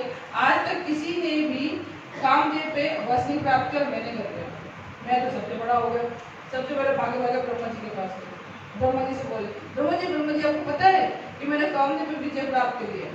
ब्रह्मा जी कह रहे ठीक है आपने कर लिया ना, लेकिन शिव जी को आके बता देना। तो उनको क्या लगा, अच्छा इनको मेरे को जेल में सिद्धि मिल गई ना, इनको जेल में छोड़ेगी, किसी को पता ना चल जाए, कहीं इनसे मैं बड़ा ना हो जाऊँ। यही बड़े मतलब रहना चाह रहे, मुझे प्रसिद्धि नहीं प्राप्त करने देना चाह रहे कि मैं कहीं बड़ा ना हो जाऊँ कि मैंने सिद्धि प्राप्त कर ली, इनसे तो हुआ ही नहीं। भक्ति में भी होता है कि मैं अच्छा कर रहा हूँ और मेरे बारे में तो बता ही नहीं रहे। ऐसा लगता है कि मेरे से चिढ़ने लगे कि कहीं मैं आगे ना निकल जाऊँ और ये पीछे ना रह जाए, इसलिए किसी को बता नहीं रहे। लेकिन ब्रह्मा जी का कुछ अपना तात्पर्य था कि वो किसी को ना बताए, तो उनको लगा कि ये शिव जी को मना करते, जाके मुझे शिव जी को बताना चाहिए। अब फिर भागा कैलाश जी के पास कैलाश गए और जाके शिव जी से क्या बोले? शिव जी क्या है नारद जी के? शिव जी क्या है नारद जी के? भाई, ठीक है। तो जाके बोले प्रभु आपको पता है मेरे को ना उस पे कामदेव पर सिद्धि प्राप्त हो गई। शिव जी कह रहे अच्छा प्राप्त हो गई, ये जाके विष्णु जी को बता देना। यहाँ तो बता दिया, नहीं तक रहने देना, आगे जाके ना अफवाह बोला ना कि ये हो गया वो हो गया, आगे जाके बता रहा किसी को, विष्णु जी के पास चले जाना। उन्होंने बोला अच्छा नहीं तो जेलेस हो गई है, ये भी तो मोहिनी के पीछे भाग लेते ना, खुद को तो हुआ ही नहीं और मैंने कर लिया, तो इनको बर्दाश्त नहीं हो रहा कि इसको मत बताना उसको मत बताना। हो गए विष्णु जी के पास, कृष्ण के पास भागे और कृष्ण के पास जाके कह रहे भगवान आपको पता है, आपको पता है? तो उन्होंने बोला क्या पता है? मैंने कामदेव को सिद्धि प्राप्त कर ली, कामदेव को विजय प्राप्त कर लिया, पता है आपको? तो विष्णु जी कह रहे अच्छा प्राप्त कर लिया? हाँ मैंने पूर्ण रूप से प्राप्त कर लिया, यह कामदेव को मैंने ना विजय प्राप्त कर ली। ठीक है कर लिया, पूरा रूप से कर लिया? हाँ मैंने पूरा रूप से कर लिया। तो आप श्योर हो, आप मतलब सेटिस्फाई हो कि आपने प्राप्त कर लिया, आपको तसल्ली हो रही है? हाँ मुझे तसल्ली हो रही है, मैंने कामदेव को प्राप्त कर लिया। तो कृष्ण बोले कि चलो थोड़ा बाहर ठहर के आते, बड़ी गर्मी सी हो रही है ना, घुटन सी हो रही है, थोड़ा बाहर ठहर के आते, चलो थोड़ा लोगों में घूम कर आते, देखते हैं लोग क्या क्या कर रहे हैं। तो नारद जी तो पहले से प्रफुल्लित थे, ये सोचे कि शायद भगवान ने मुझे लेके जा रहे हैं और सबको बताने के लिए लेके जा रहे हैं कि मैंने विजय प्राप्त कर लिया, विजय प्राप्त कर लिया। हाँ प्रभु चलो हम इसको बताएंगे, हम उसको बताएंगे, हम उसको, और तब खुशी से अपने फूले जा रहे, ठीक है ना। और कृष्ण उनको लेके चल दिए। तो एक जगह तालाब सा आया, तो भगवान कह रहे बड़ी गर्मी लग रही, थोड़ा सा नहा ले क्या? नहा लेते थोड़ा सा? भगवान कह हाँ प्रभु नहा लेते, आप सही कह रहे हैं, तालाब में नहा लेते। तो कहते तो कृष्ण ने बोला, कृष्ण जी यानी विष्णु जी दोनों एक ही, अगर मैं नाम लेती तो अलग अलग मत समझना। तो दोनों ने उस तालाब में डुबकी लगाई, ठीक है ना। तो जैसे ही उस तालाब में डुबकी लगाई कृष्ण निकले और नारद जी क्या निकले, नहीं, स्त्री निकले, ठीक है ना। स्त्री रूप में वो बाहर आए और वो अब तो स्त्री बन गए। अब उन पे माया प्रभावित हो गई, भगवान की माया में भर गया वो, क्योंकि भगवान ने उनको माया से बाहर निकालना था ना, वो माया के आडंबर में बच गए। तो डुबकी तो इसलिए भगवान ने लगाई, अब वो स्त्री रूप में निकले और बाहर निकल के भगवान लगाए, ठीक है। भगवान तो चले अपने घर। उसके बाद वो जब बाहर निकले तो कह रहे क्योंकि बुद्धि होती सब गायब हो चुकी है। अब बाहर निकल के ढूंढते मैं कौन हूँ, मैं कहाँ से आया हूँ, मैं क्या हूँ। थोड़ा दूर बाहर आके निकले तो वहीं पे शिकार खेलते हुए एक राजकुमार मिल गया, राजकुमार मोहित हो गया। अब नारद जी तो देव योनि के थे, उन पर मोहित हो गया, ठीक है। मोहित हो गया तो अपने नगर में ले गया, नगर में ले जाकर शादी करी तो रानी बन गई हो, ठीक है। राजा रानी का खेल हो रहा है, खेल ही तो हो रहा है ना भाई, ठीक है। प्रभु की माया है, माया बोल रहे थे ना, मैं माया से आपके बच गया, आपको माया पे विजय प्राप्त कर लिया, काम पे विजय प्राप्त कर लिया, काम देव को परास्त कर लिया। तब वो राजा रानी के खेल खेल रहे, ठीक है। खेल खेलते खेलते 7 बच्चे हो गए, ठीक है। खेल खेल में 7 बच्चे हो गए। अब अपने बच्चे में लगे हुए हैं, चेचे टेचे में लगे हुए हैं, एक को संभाले दूसरे को संभाले, लगे होंगे वो बजाने में खिलाने में, ठीक है। तो एक दिन ब्रह्मा जी आए, नारद जी के ब्रह्मा जी आए ऐसे मिलने के लिए ऋषि बन के, ठीक है। तो उन्होंने बोला कि आप क्या कर रहे हो, आपको वापिस चलना नहीं है। कहते कहाँ चलना है, ये मेरा घर है, ये मेरा वो है राजा है, ये मेरे 7 बच्चे हैं, सारे का पापा जो है ये 7 बच्चे हैं मेरे, अब मैं इनको देखभाल करूंगा, क्या करूँगा। मैं चली गई तो इनको कौन संभालेगा, ये मेरे पति को कौन संभालेगा, मेरे बच्चों को कौन संभालेगा। छोटे छोटे से बच्चे खेल रहे हैं, लाइन लगे खेल रहे, 7 लाइन लगे हुए थे, ठीक है। इन्हें कौन पालेगा अगर मैं चली गई तो, नहीं मुझे इनको पालना है। तो ब्रह्मा जी ऋषि थे तो कह रहे हैं कि आपको ज्ञान देने की कोशिश कर रहे थे, जैसे बाबा वगैरह नहीं आता ज्ञान दे, आपको जैसे ज्ञान दिया जा रहा, बुद्धि में जा रहा है नहीं जा रहा वो ध्यान नहीं हो रहा, पता है, लेकिन है किसी घर में खाना पकड़ा होगा, किसी का कुछ पकड़ा होगा दिमाग में, ये नहीं पकड़ा होगा जो कथा चलती है। तो ऐसे नारद जी के दिमाग में अपने बच्चों और अपने पति की कथा पकड़ी थी। तो ब्रह्मा जी ने बहुत प्रयास किया ले जाने के लिए, लेकिन वो नहीं माने कि नहीं ये मेरे बच्चे हैं, मैं इनको नहीं छोड़ के जाऊँगा। तो ब्रह्मा जी गए कृष्ण के पास में, वो तो ऐसे ऐसे बोले, वो तो राम गए प्रभु आपकी माया में, अब नहीं निकलने वाले हो आपकी माया से। उसके बाद फिर काफी समय हो गया तो फिर भगवान आए, अब भगवान ने आके फिर उनको ज्ञान दिया। जब ज्ञान दिया वो अपने रूप में आए, जैसे होता है ना हम सो रहे हैं एकदम से हम नींद में चलते हैं, आँख खुल गई, अरे हमने तो सपना देखा। तो ऐसे नारद जी को लगा अरे मेरे कितना विचित्र सपना देखा। फिर प्रभु को बता रहे, भगवान को बता रहे कि भगवान मैंने ऐसे ऐसे ना सपना देखा। तो भगवान कह रहे सपना नहीं हकीकत था, तुम जो बोल रहे थे ना मैंने काम को जीत लिया, काम को जीत लिया, कहाँ जीता, ये तुम्हारे सारे को भाई मेरे, ठीक है ना। जिससे उन्होंने शादी करी थी वो मीना था, जो हमेशा गले में लेके घूमते, पति के रूप में जो घूम रहे थे। आज जो लाइन लगे हुए थे उनके 7 बच्चे, वो उनके तान थे, जो अपने तान बजाते सारे का पापा, ठीक है ना। तो ये वो तान थे, कह रहे देखो जो माया है ना, मेरी माया से कोई नहीं बच सकता। आप इतना जो घमंड कर रहे थे, उछलते फिर रहे थे कि मैंने जीत लिया, कहाँ जीत लिया, 7 तो अपनी लाइन लगा दी थी। आपका कोई काम पे अगर विजय प्राप्त कर लेते तो ये 7 कहाँ से आते हैं। तो भगवान ने बोला कि जाओ ये 7 बच्चे तुम्हारे सारे का पाधा सब ये हो गया, और ये जो तुम्हारा पति था, ये तुम्हारा बीना वगैरह ले जाओ और चलो पूरे उसमें ब्रह्मांड में इसको बजाते रहो। तो आज भी नारद जी उसी को बजाने में लगे हुए, और जब जब बजाते हैं उनको घमंड का टूटा है कि नहीं मुझे अपने को घमंड नहीं करना है, प्रभु की माया है, ठीक है ना, उससे कोई नहीं बच सकता। नारद जी तक नहीं बच पाए। टाइम है कितना हुआ टाइम, 5 मिनट। अब अर्जुन की बात करते हैं। अर्जुन को भी बड़ा अहंकार था मेरे ऊपर यानी अर्जुन को अपने ऊपर अहंकार था कि मैं बहुत ही बड़ा धुरंधारी हूँ और मैं बहुत ही बड़ा मतलब क्या योद्धा हूँ, ठीक है। इसका उनको बहुत बड़ा घमंड था।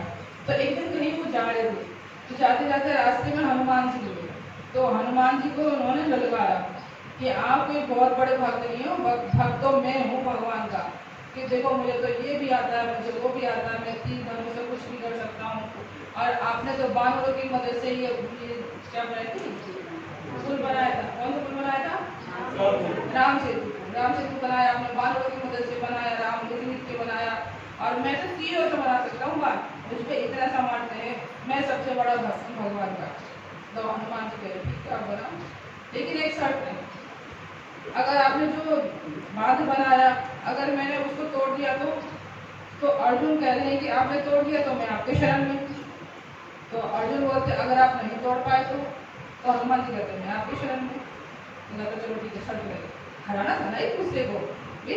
अहम जो होता है ना, अहंकार होता है वो बहुत बड़ा होता है। जब इंसान अहंकार पे आता है ना, घमंड पे आता है, बोलते हैं ना कि बहुत घमंड हो जाता है, तो जब घमंड पे आता है वो कुछ भी कर सकता है, उसे कुछ भी करा लो, जब तक कि उसका विनाश ना हो जाए तब तक वो हार नहीं मानता।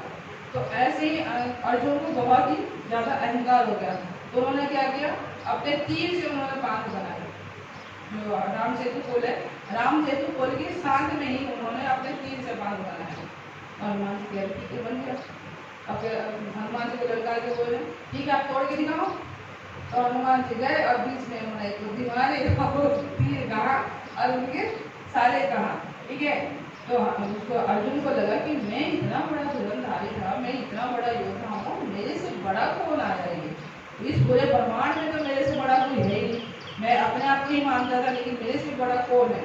तो उसके बाद फिर उन्होंने जब परिचय मांगा तब उन्होंने बताया कि मैं हनुमान हूँ। उससे पहले तो सामान्य समझ गए, बारह समझ गए थे।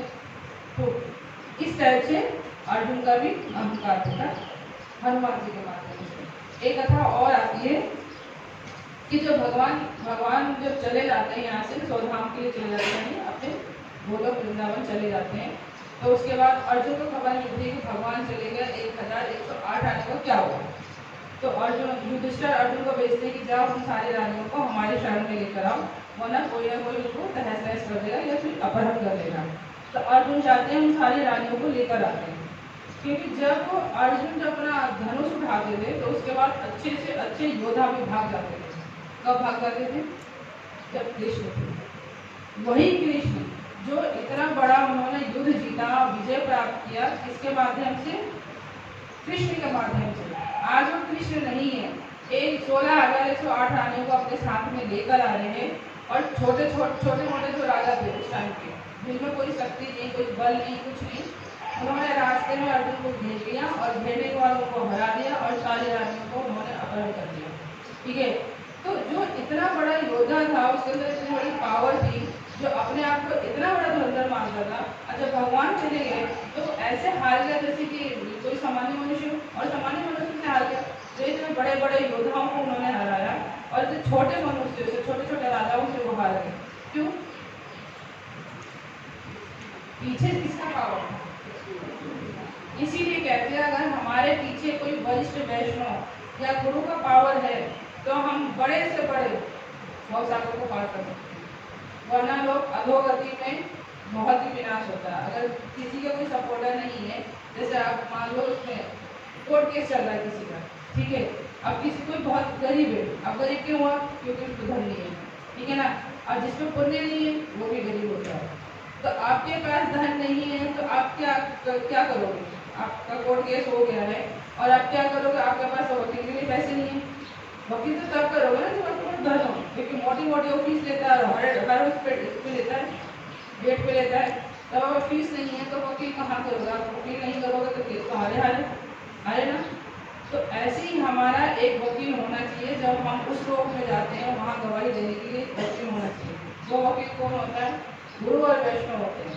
अगर गुरु और वैष्णव अगर हमारे सपोर्ट में है और हम वहाँ जाते हैं तो वो गवाही देते हैं कि हाँ हम इनको जानते हैं, ये हमारे जानने वाले, इनको जानने चाहते हैं।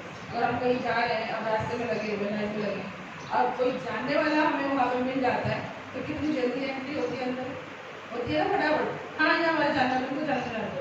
तो जो वहाँ पर रोकने वाला होता है वो नहीं रोकता, क्यों? क्योंकि वो उन पर भरोसा करता है जो हमें बोलते हैं कि हाँ इनको जानते हैं। तो इसीलिए जो गुरु और वैष्णव होते हैं वो कॉन्टेक्ट में होते हैं भगवान के टच में होते हैं। अगर उन्होंने भगवान से हमारी सिफारिश कर दी, अगर सरकारी नौकरी किसी की लगती है और किसी ने सिफारिश कर दी कि मैं इनको जानता हूँ, साइन करते हैं, तो फटाफट नौकरी मिल जाती है। नहीं तो कितने चक्कर काटने पड़ते पता है आप लोगों को, ठीक है, बताएंगे उसमें। तो ऐसे ही हमारे जानकार भगवान से जो उनको कॉन्टेक्ट है, उनको जानने वाले हमारे लिए होने चाहिए। इसीलिए हम गुरु और वैष्णव की शरण में जाते हैं। अगर हम नहीं है और हम वैसे जा रहे हैं और वैसे निकल गए तो नरक बहुत सारे हैं, मैंने बताया था नरक को चर्चा हुई है, किसी न किसी में एंट्री तो हो ही जाती है, ठीक है ना। इन सबसे बचने के लिए हमें भक्ति में आना बहुत जरूरी है। अब जिनको पता ही नहीं है, अब कहते हैं ना कि अब जानबूझ के खाओ या अनजाने में खाओ, जहर तो असर करता है ना। वो तो नहीं बोलेगा कि नहीं मैं इनको जहर को नहीं जानता था, इसने मेरे पास असर कैसे कर दिया। हम लड़ने नहीं गए, लड़ने से पहले काम खत्म हो जाएगा। तो जहर जाने में पियो या अनजाने में पियो, असर करता है। ऐसे ही अगर हम अपराध जाने में करें या अनजाने में करें, उसका असर हमें मिलता है। अगर हमें पता चल जाए कि जहर से बचने का ये तोड़ है और उसके बाद भी हम जहर पिए जा रहे, जहर पिए जा रहे, तो उसका क्या। तो ऐसे ही अर्जुन का अहंकार भगवान ने तोड़ा, ठीक है। भगवान के ना रहते हुए भी बिल्कुल सामान्य मनुष्य होगा। इसीलिए जब तक हम टच में होते हैं, भक्ति के टच में है, अगर हम भक्ति के टच में है तो वैष्णव गुरु को मिलने देते हैं। अलग से हमें ढूंढने की आवश्यकता नहीं है, बस अपनी सेवा जारी रखो, अपनी सेवा को बीच में मत तोड़ो और अपनी भक्ति कंटिन्यू करो। बाकी सारी व्यवस्था भगवान ने देते करते कहते हैं कि जो भक्तों की जो प्रॉब्लम होती है ना, भगवान की दूर करते हैं। स्वयं भगवान प्रकट नहीं होते, किसी न किसी के माध्यम से करते हैं। तो बस भरोसा रखो भगवान पे और अपनी भक्ति में आगे बढ़ते रहो। ऐसे ही भगवान ने तोड़ा, ये तो पता ही होगा आप लोग को, आप तो नोट भी सकते हो। जिनका अहंकार भगवान ने कैसे तोड़ा, भगवान ने नहीं तोड़ा था, हनुमान जी ने तोड़ा। तो कथा आती है कि जब ये वनवास में थे तो किसी पहाड़ पे कोई मेरे ख्याल से भीम में कहते कहीं, तो वहाँ से वो फूल लेके आए। तो द्रौपदी को बहुत पसंद आया। द्रौपदी ने बोला कि नहीं आप थोड़े और ज़्यादा लेकर आओ, मेरे को भगवान को चढ़ाना है। एक फूल से चढ़ा कोई नहीं होगा, एक फूल से भगवान के हाथ में। तो भीम कहते हैं ठीक है मैं और लेकर आता हूँ आपसे, इसलिए हटे चाहिए, ठीक है। तो भीम जाते हैं उसी पहाड़ पे लेने के लिए। तो बीच में एक कोई बानर लेटा हुआ था, ठीक है ना, अपनी पूंछ फैलाते हैं। तो कहते हैं किसी के ऊपर से लाठी के नहीं जाना चाहिए। तो भीम ने सोचा कि मैं उनको बोलूँ कि अपनी पूंछ हटा ले, लाख के जाना पड़ेगा, उनको परेशानी हो जाएगी। तो बोला ये बानर, ये अपनी पूंछ हटाओ, या मुझे आगे जाना है। तो वो बूढ़े ब्राह्मण बने हुए थे वो बानर।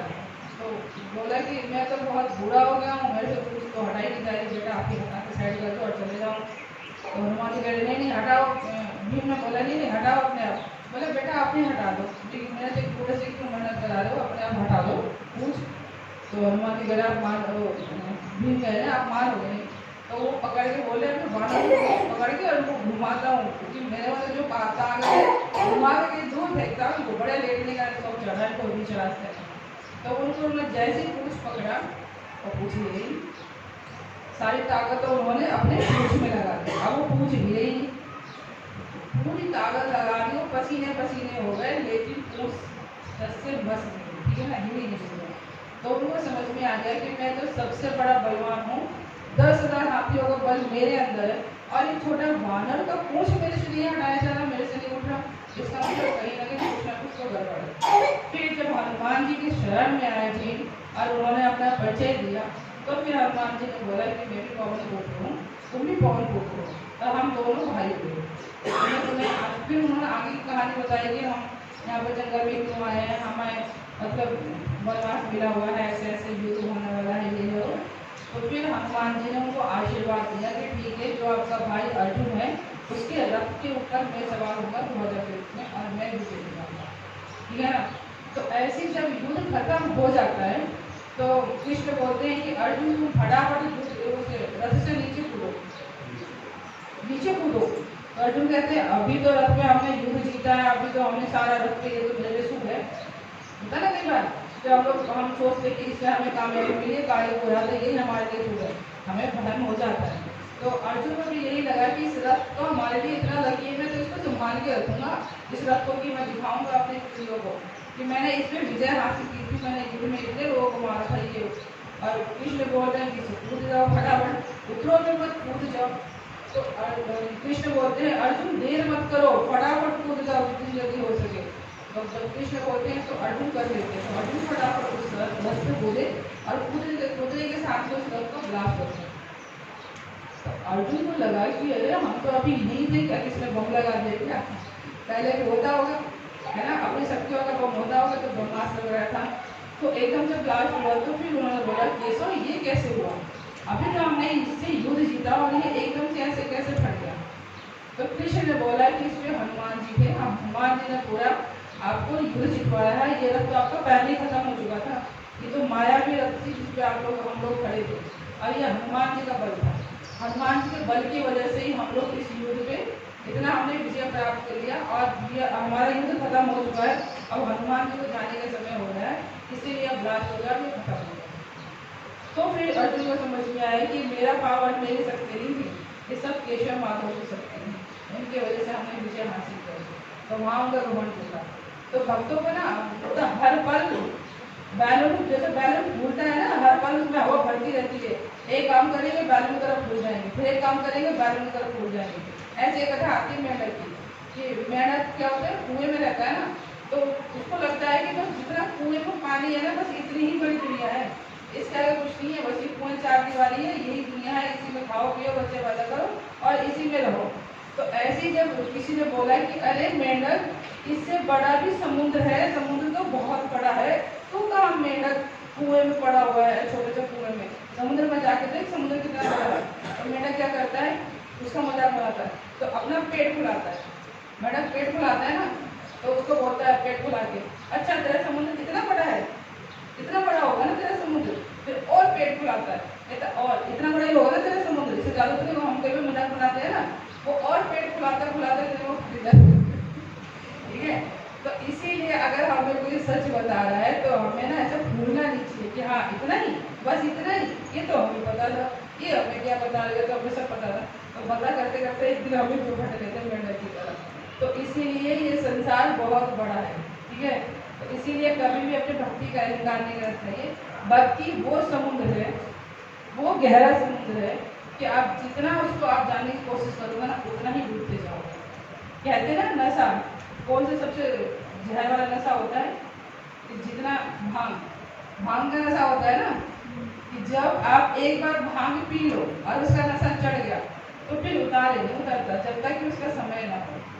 ऐसी है भक्ति का नशा, जब एक बार भक्ति का रंग चढ़ जाता है तो अच्छे अच्छे IPS डॉक्टर इंजीनियर वो भक्ति में मिलते हैं। बहुत सारे आपने देखा भी होगा, हमारे यहाँ पे ISKCON में भी जितने भी हमारे डिवोटी हैं, जो भी जर्नलिस्ट है, सर IIT है, ठीक है ना, कोई डॉक्टर है, कोई इंजीनियर है, कोई साइंटिस्ट है, कुछ क्यों है, हम तो छोटे छोटे बुद्धि वाले घूम रहे बुद्धि ले लेके कि बस हमें बहुत है।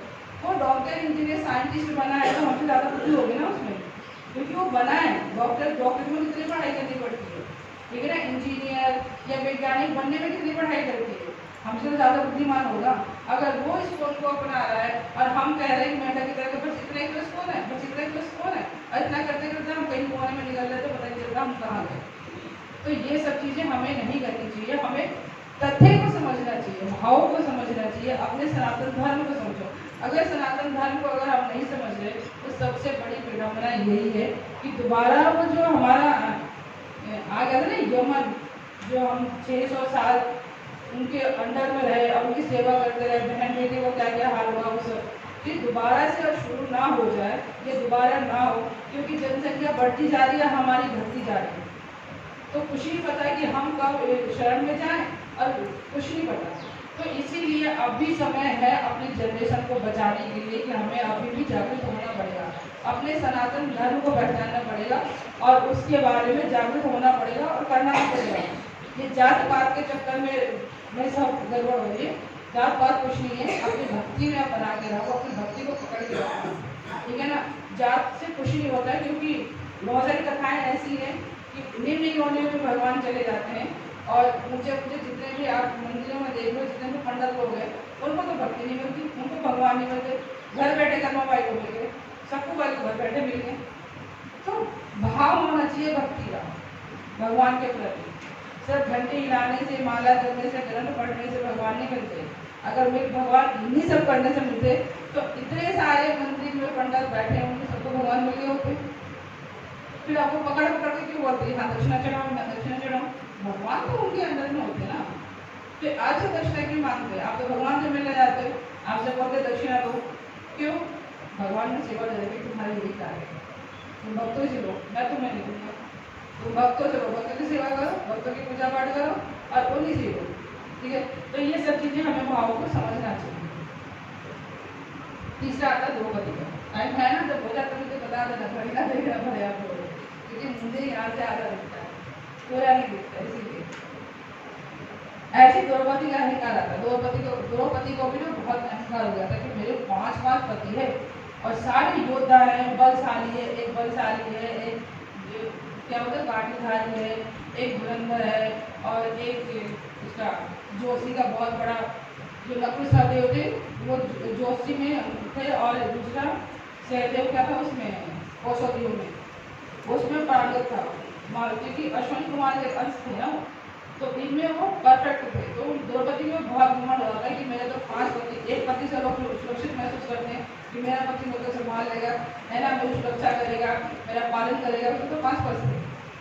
तो उसको कितना अहंकार हुआ होगा सोचो। एक वाले को इतना अहंकार है, माताएं समझ सकती है इस चीज को, तो उसको 5 पद होंगे तो उसको कितना अहंकार हुआ होगा। तो वो भी अहंकार में पूरी रहती थी कि मैं रानी हूँ और मेरे तो 5 पति और सारे एक से बढ़कर रहेंगे, ठीक है। तो इस घमंड को भगवान ने कैसे तोड़ा? जब उसका वस्त्र हरण हुआ, जब दुशासन ने वस्त्र को खींचने की कोशिश की, तो सबसे पहले अपने पति की शरण में गई, सब सर नीचे करके बैठ गए, कोई उसकी हेल्प नहीं किया। उसके बाद फिर वो अपने पूर्वजों के पास गई, विष्णु पिता के पास गई, द्रोणाचार्य के पास गई, जितने वरिष्ठ थे उनके पास गई, सबने सर नीचे कर दिया, किसी ने भी उसकी मदद नहीं की, ठीक है। उसके बाद फिर वो आई अपने ऊपर, एक हाथ से साड़ी पकड़ के रखी और भगवान को बुला ली, भगवान आ जाओ, भगवान आ जाओ। हम लोग तो ये करते हैं ना, एक ऑप्शन साइड में रखती है और दूसरा भगवान का ऑप्शन में रखती है, 2 ऑप्शन लेके चलते हैं हमेशा हम लोग भी, कि ये नहीं तो ये, चलो भगवान यहाँ नहीं मिलेंगे तो वहाँ मिल जाएंगे। 2 ऑप्शन हम लोग भी लेके चलते हैं और 2 ऑप्शन में ही हम लोग निकल भी जाते हैं, मिलता कुछ नहीं है, जीरो का जीरो ही मिलता है। इसीलिए द्रौपदी के माध्यम से हम समझ सकते हैं कि हम भी हर किसी के अंडर में होते हैं कि ये कर देगा हमारी वजह वो, उससे हमारे कोई लड़ाई होगा तो पड़ोसी मदद कर देगा, हम बीमार होंगे तो डॉक्टर मदद कर देगा, है ना, या मतलब कुछ भी हम डिपेंड रहते हैं हर किसी पे कि हमारा, और हम बना के भी रखते हैं, है ना, हम बना के भी रखने की कोशिश करते हैं कि लड़ाई झगड़ा होगा ना, पुलिस वाला है ना हमें मतलब बचा लेगा, है ना, कोर्ट कचहरी होगी तो ये वकील हमें बचा लेगा, तो हम लोग थोड़ा पकड़ के भी रखते हैं। जैसे द्रौपदी ने एक हाथ से पकड़ के रखा और एक हाथ से मतलब हम लोग प्रयास करते रहते और एक हाथ से अपना साइड में बैलेंस बना के रखते कि कोई ना कोई हमारा सपोर्टर रहे। यही द्रौपदी ने भी किया और कोशिश करती रही कि हे गोविंद, हे माधव, अब तो मुझे बचा लो, लेकिन वो माधव भैया पूरी तरह सरेंडर तो करो, पूरी तरह समर्पित हो जाओ, वो आराम से खड़े हुए, ठीक है ना। जब उसने दोनों हाथ छोड़ के और हे गोविंद, हे माधव जब तक उसने नहीं बोला तब तक भगवान नहीं है। तो जब हम पूर्ण रूप से 100% भगवान के प्रति समर्पित हो जाते हैं तब भगवान बोलते हैं कि अब ये मेरे प्रति समर्पित है, अब इसकी जिम्मेवारी मेरी, अब इसका सारा कार्य मेरा है, अब मुझे इसको क्या करना है क्या नहीं करना है अब वो मेरी ड्यूटी है। जैसे माता पिता होता है ना, छोटा बच्चा है तो 2 साल का छोटा बच्चा होता है तो माँ पूरी जिम्मेवारी लेकर रखती है, इसको खिलाना है टाइम से, इसका टाइम हो गया खिलाना है, इसको नहलाना है, इसे कपड़े चेंज करने हैं, जैसे कपड़े छोटे हो गए तो नए कपड़े लेके आ रहे हैं, जूते छोटे हो गए तो बड़े जूते लेकर आ रहे हैं, पूरी जिम्मेवारी माँ को होती है। जैसे 5 साल का हो जाता है, 10 साल का हो जाता है, खा लेगा ना, खाना बना के रख दिया, खा लेगा, बोल खा लेना बेटा, 2 रोटी अपनी निकाल के खा लेगा, नहीं तो थाली में रख देगी कि खा लेगा ये। और उससे पहले तो उसको गोद में लेके खिला भी लिए, मुँह में पूछ लिए, उसको 2 रोटी खिलानी है तो खिलानी है, उसके लिए खिचड़ी बना रही है, इसके लिए बॉर्नवीटा सेरेलैक बना रही है। क्यों? माँ को पता है कि पूरी तरह मेरे पे डिपेंड है, ये अपने आप नहीं कर सकता। अब जैसे ही वो बड़ा हो जाता है माँ को पता है ये कर लेगा, अब वो कर लेगा तो माँ भी लापरवाह हो जाती है। तो ऐसे जब हम पूर्ण रूप से सरेंडर हो जाते हैं भगवान पे कि अब हम छोटे बच्चे हो गए, 2 साल के, 1 साल के, अब भगवान आप ही संभालो, अब हमारे बस का कुछ नहीं है, तो भगवान बोलते हैं ठीक है अब मेरी ड्यूटी शुरू होती है, तो भगवान की वहाँ से ड्यूटी शुरू होती है। नहीं तो तब तक अब जब हम बैकअप अपना रखते हैं ना तब तक बोलते हैं ठीक है बैकअप से काम चलाओ, मेरी जरूरत क्या है। तो द्रौपदी के लिए भी भगवान कब आए? जब पूर्ण रूप से द्रौपदी सरेंडर हो गई, तब आके बचाया। और कैसे बचाया? इतिहास हो गया, इतना उन्होंने दिया कि खींचने खा लिया, उसे छोड़ दिया, तब तक वो साड़ी आती है, ठीक है ना। तो भक्ति का भाव हमें समझना है कि भक्ति का भाव क्या है। ये हमें ना बाजार से नहीं मिलेगा कि 10 रुपये में लेकर आए पाव और 2000 में 2 पाव ले आए। ये भक्ति पाव पाव खरीदने वाला हिसाब नहीं है, ये जागरूक करने वाला है, अपने अंदर उत्पन्न करने वाला है। जैसे किसान होता है ना, जब तक उगाएगा नहीं तो खाएगा क्या, पैसे तो आएंगे उसके बाद, खेती करेगा तो ही खाएगा। ऐसी ही भक्ति है, भक्ति की खेती करनी पड़ती है, हमें खुद बीज लगाना है, खुद खाद पानी डालना है उसके अंदर, टाइम पे देखना है। अगर हमने नहीं देखा अपनी भक्ति को और हमने बीज दे दिया तो कब आके कौन सा जानवर खा गया कुछ नहीं पता। सबसे ज़्यादा खेत हमारा कौन बिगाड़ता है, मतवाला। अगर एक बार कोई भी हाथी अगर खेत में घुस गया तो आपको एक दाना नहीं होता है कि नहीं होता। तो खेती करते हुए ज़्यादा पता है, मैं तो सिर्फ कल्पना की तौर से बता रही हूँ, लेकिन यही होता है। जो हमारा मन है ना, ये मन मतवाला है। जब ये अपने मन का हो जाता है ना, बोलते हैं ना बड़ा बेमन हो रहा है, बड़ा बोलते हैं ना हम लोग कई बार अपने मन का हो रहा है, जो मन में आता है वो करता है। तो जब हम मन के मतवाले हो जाते हैं तो हमारी भक्ति का बड़ी विनाश होता है, जैसे कि मतवाला हाथी। इसीलिए अपने मन को हमेशा हमें कंट्रोल रखना चाहिए। अहंकार क्या है, अहंकार मन का ही प्रभाव है। हमारे अंदर जो है, हमारे अंदर क्या है, मन, बुद्धि और अहंकार, तीन चीजें तो भरी हुई ना हमारे अंदर। मन से हम लोग जो इच्छा होती है, मन क्या है, मन क्या है, जो हमारी इंद्रियां है ना अंदर, जो हमारी 5 इंद्रियां हैं उनका वो राजा है। अब मैं जो इंद्रियां बोलती हैं, अब कान बोलेगा नहीं हमें फिल्म देखनी है, अच्छी अच्छी चीजें देखनी है, बाजार घूमना है, ठीक है ना, तो वो वहाँ पे लेके जाता है, बुद्धि को उसको सपोर्ट करेगा। मन बोले, इंद्रियों ने बोला किससे, मन से, और मन ने किससे बोला, बुद्धि से, और बुद्धि क्या करेगा, शरीर को वहाँ लेके जाएगा, ठीक है ना। अब कान ने बोला मन से कि मुझे कुछ सुनना है, कुछ अच्छी चीज सुननी, मैं बोर हो रहा हूँ, मन बोला मैं बोर हो रहा हूँ, मुझे कुछ सुनना है। हम कान में क्या करते हैं, लीड लगा लेते हैं और खूब वॉल्यूम में गाना चलाते हैं। और कान में लीड भी ना लगाए तो घर में स्पीकर तेज कर लेते हैं। अपने को सुना पड़ोसी को पसंद हो या ना हो, हमें पसंद है फुल वॉल्यूम में चला देते हैं। देखा होगा पड़ोसी का फुल वॉल्यूम में गाना चलता है, ठीक है ना। दूसरा परेशान हो रहा है, अपने कान में दर्द हो रहा, कोई मतलब नहीं है, अपने कान को आनंद मिलना चाहिए। हम लोग यही करते हैं, ठीक है ना। मुंह ने मन को बोला कि मुझे अच्छी चीज चाहिए, तो क्या करते हैं हम लोग, मुंह ने संकेत किया मन को कि मुझे अच्छा खाना है, तो हम लोग कहाँ जाते हैं, हाँ कहाँ जाते हैं, कौन कौन कहाँ जाता है, बोलो तो बोलो चले भी ठीक है ना, ठीक है ना। बच्चे अगर फैमिली के साथ में है तो मैक जाएंगे, है ना, पिज्जा हट जाते हैं, मॉल जाते हैं, और कहाँ जाते हैं, फिर रेस्टोरेंट में चले जाएंगे, कोई 5 स्टार रेस्टोरेंट जहाँ पे अच्छा बनता हो, वही रोटी घर पे, लेकिन वही रोटी होटल में खाएंगे 50 रुपये की रोटी। घर में रोटी है, घी लगी हुई है, उसमें स्वाद नहीं आता, लेकिन आपका होटल वाला 50 रुपये की एक रोटी में बड़ा स्वाद आता है ना, वहाँ पे 2 रोटी एक्स्ट्रा खा के आएंगे। क्यों, क्योंकि मुंह ने बोला मन से कि मुझे अच्छा खाना है, तो हम सीधा होटल में पहुँच जाते हैं। और कईयों की विडम्बना तो अलग है, जब मुंह ने बोला कि मुझे अच्छा खाना पीना है तो सीधा कहाँ पहुँचते हैं, वहाँ लोग पता होगा, ठीक है ना। और फिर दावत चलती है, 2-4 का इन्विटेशन भी होता है कि आज इंग्लिश लाए कि देसी लाए, कौन सा वाला ब्रांड लेके आए, ब्रांड भी होता होगा मुझे पता नहीं है, लेकिन वोट का तो मुझे पता है कि गाना होता है, ठीक है ना। हर महीने का ब्रांड होता होगा मुझे पता नहीं है। तो ये सब क्या है, मुंह ने बोला मन को, मन ने संकेत किया बुद्धि को, और जो सेहत जिसका नाश हुआ किसका हुआ, शरीर का हुआ।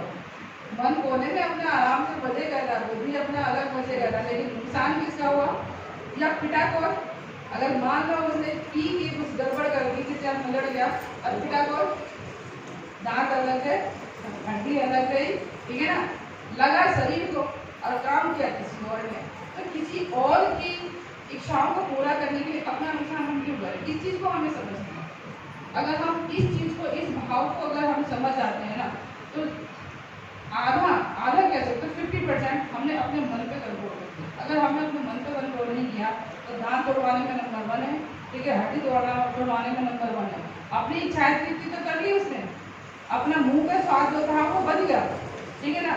बना कब तक, जब तक आपने खाया, खाने के बाद वो अंदर गया, अंदर जाने के बाद आपको कोई कंट्रोल नहीं, अंदर जाके वो पचा नहीं पचा, अपच हुआ, उल्टी हुआ, दस्त लगा, या अंदर जाके वो सड़ गया तो कैंसर बन गया, उस पर आपको कोई भी नहीं है हिसाब किताब। लेकिन यही चीज़ अगर हमने रोक लिया तो बहुत सारी चीज़ों को हम कंट्रोल कर सकते हैं। अगर मुंह बोल रहा है कि मुझे कुछ खाना है पीना है और मन हमारे कंट्रोल में है, तो मन उसको समझा सकता है कि नहीं तेरे को खाने से मुझे नुकसान होगा, शरीर को नुकसान होगा, तो तुझे ये नहीं खाना, उसको कंट्रोल कर। अब बच्चा शैतान है घर में, बच्चा शैतानी कर रहा, अब छोड़ दो, सारे बच्चे फूटे दूंगी, है ना, सत्यानाश मिलेगा बिस्तर का, मंदिर का कौन सा भगवान किस कोने में पहुंचे कुछ नहीं पता, ठीक है ना। तो ये बच्चे की तरह है मन, तो कंट्रोल करो। आप लोग क्या करते हो, डंडा लेके या कुछ लेके उसको मारने को दौड़ते हो ना, कभी तेरे को बता दो तूने ऐसा कैसे किया, लेकिन मैं मन के ऊपर नहीं करता। मन ने बोला मुझे खाना है तो फट से पिज्जा बर्गर पहुंच गई, है ना। कान को लगा कि मुझे सुनना है तो कान में टटक लगा ले, फुल वॉल्यूम में। और गाने क्या चल रहे हैं, मुन्नी बदनाम हुई, और अभी पता नहीं कौन कौन से गाने मुझे पता नहीं है, कभी भी देखते नहीं है, ठीक है ना। तो अभी बहुत सारे नए नए गाने आए होंगे, और उस समय में क्या आनंद आता है, कान के पर्दे फट जाते हैं, ऑपरेशन करना पड़ता है, कान में आप नीड लगाना पड़ता है सुनने के लिए भी, गाना सुनने के चक्कर में सुनना ही कम हो जाए, उससे क्या फायदा। आँख गलत दिखा रहे हो, अब गलत देखने की वजह से आपका भाव चेंज हो गया, ठीक है ना। अब किसी लड़की को देख रहे हो, आँख ने बोला कि लड़की बड़ी सुंदर है, देखनी चाहिए, और आपने उसको देख लिया, अब देख के क्या हुआ, मन खराब हुआ। अब मन खराब हो के क्या किया आपने, गलत प्रवृत्ति कर दी, बेटा कौन मन पिटा, मन को तो मजा आ गया, आंखों की तृप्ति हो गई, तो हमने अच्छी चीज देखी, लेकिन हड्डी टूट गई, ऊँआ हो रहा है, ये हमारा मतलब मंजूर है, लेकिन हम अपने इंद्रियों को कंट्रोल नहीं कर सकते। अगर जिस दिन में हमने अपनी इंद्रिया कंट्रोल में कर ली तो भगवान को प्रकट होने में देर नहीं लगेगी। भगवान बोलेंगे अरे बगला पूजा में नहीं है, मैं आ जाता हूँ, ठीक है, तुझे मेहनत क्यों करता है, लेकिन हम लोग नहीं करते हैं।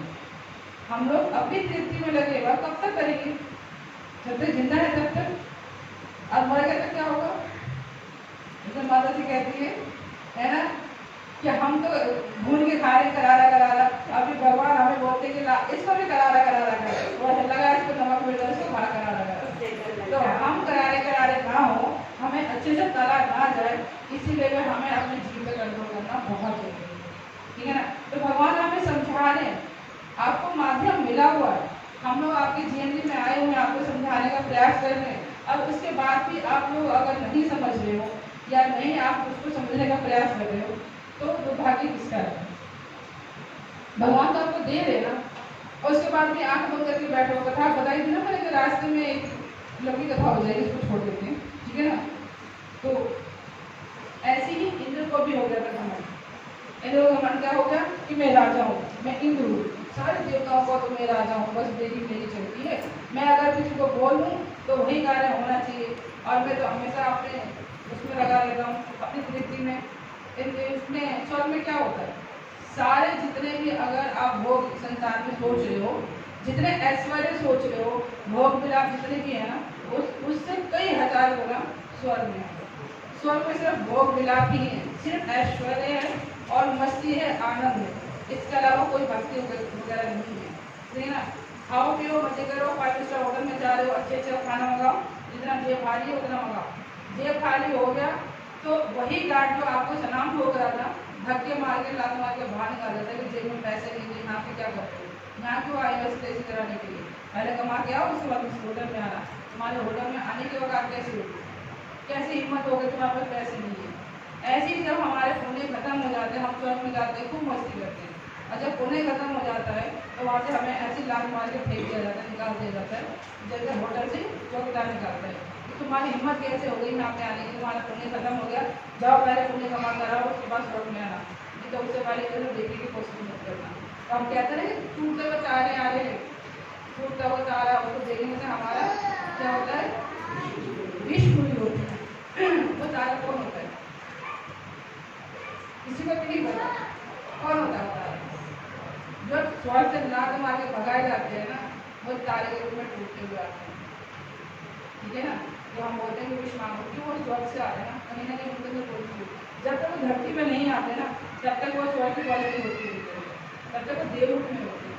तो इसीलिए जब हम उनको देख के विष मांगते हैं, हो जाने दो बेटा, अपने इस पर ध्यान दो, ठीक है ना।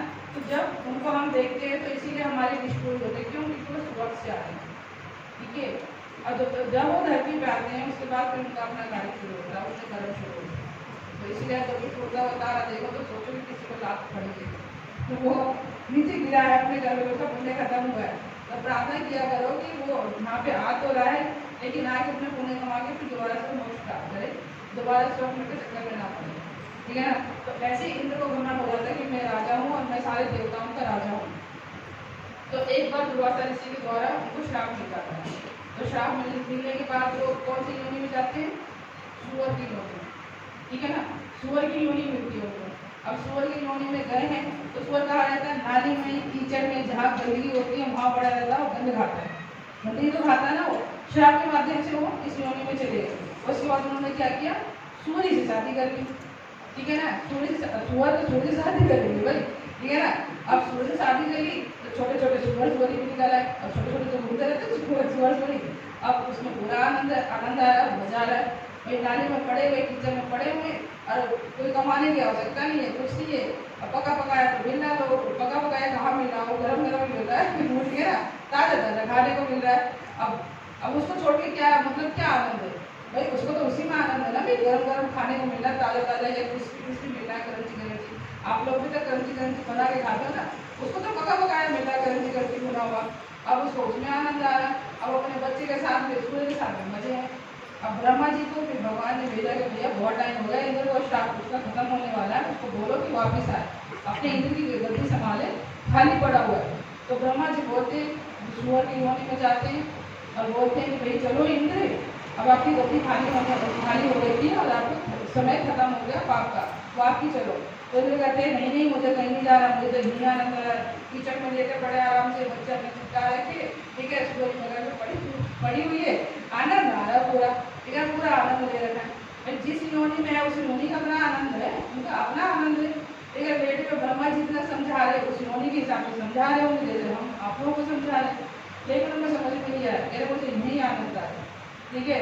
फिर जब भगवान आए, और देखो भगवान कितने दयालु हैं, कितने कृपालु। हम किसी भी योनि में हो, अगर कोई सुअर जा रहा था उसको हाथ लगाएंगे हैं? कीचड़ में पड़ा हुआ, गंदा पड़ा हुआ, गंदे खा रखी है, उसने मुंह में लगा पड़ा और हम उसको हाथ लगाने जाएंगे? सोचो। लेकिन भगवान फिर भी उस योनि में हमसे मिल रहा है, भगवान फिर भी उस सुअर से मिलने के लिए उस योनि में आया, सुअर की योनि में, और उसको बोला कि चलो आपकी खत्म हो गई आपकी श्राप, अब वापिस दूसरे की पोस्ट पे चलो।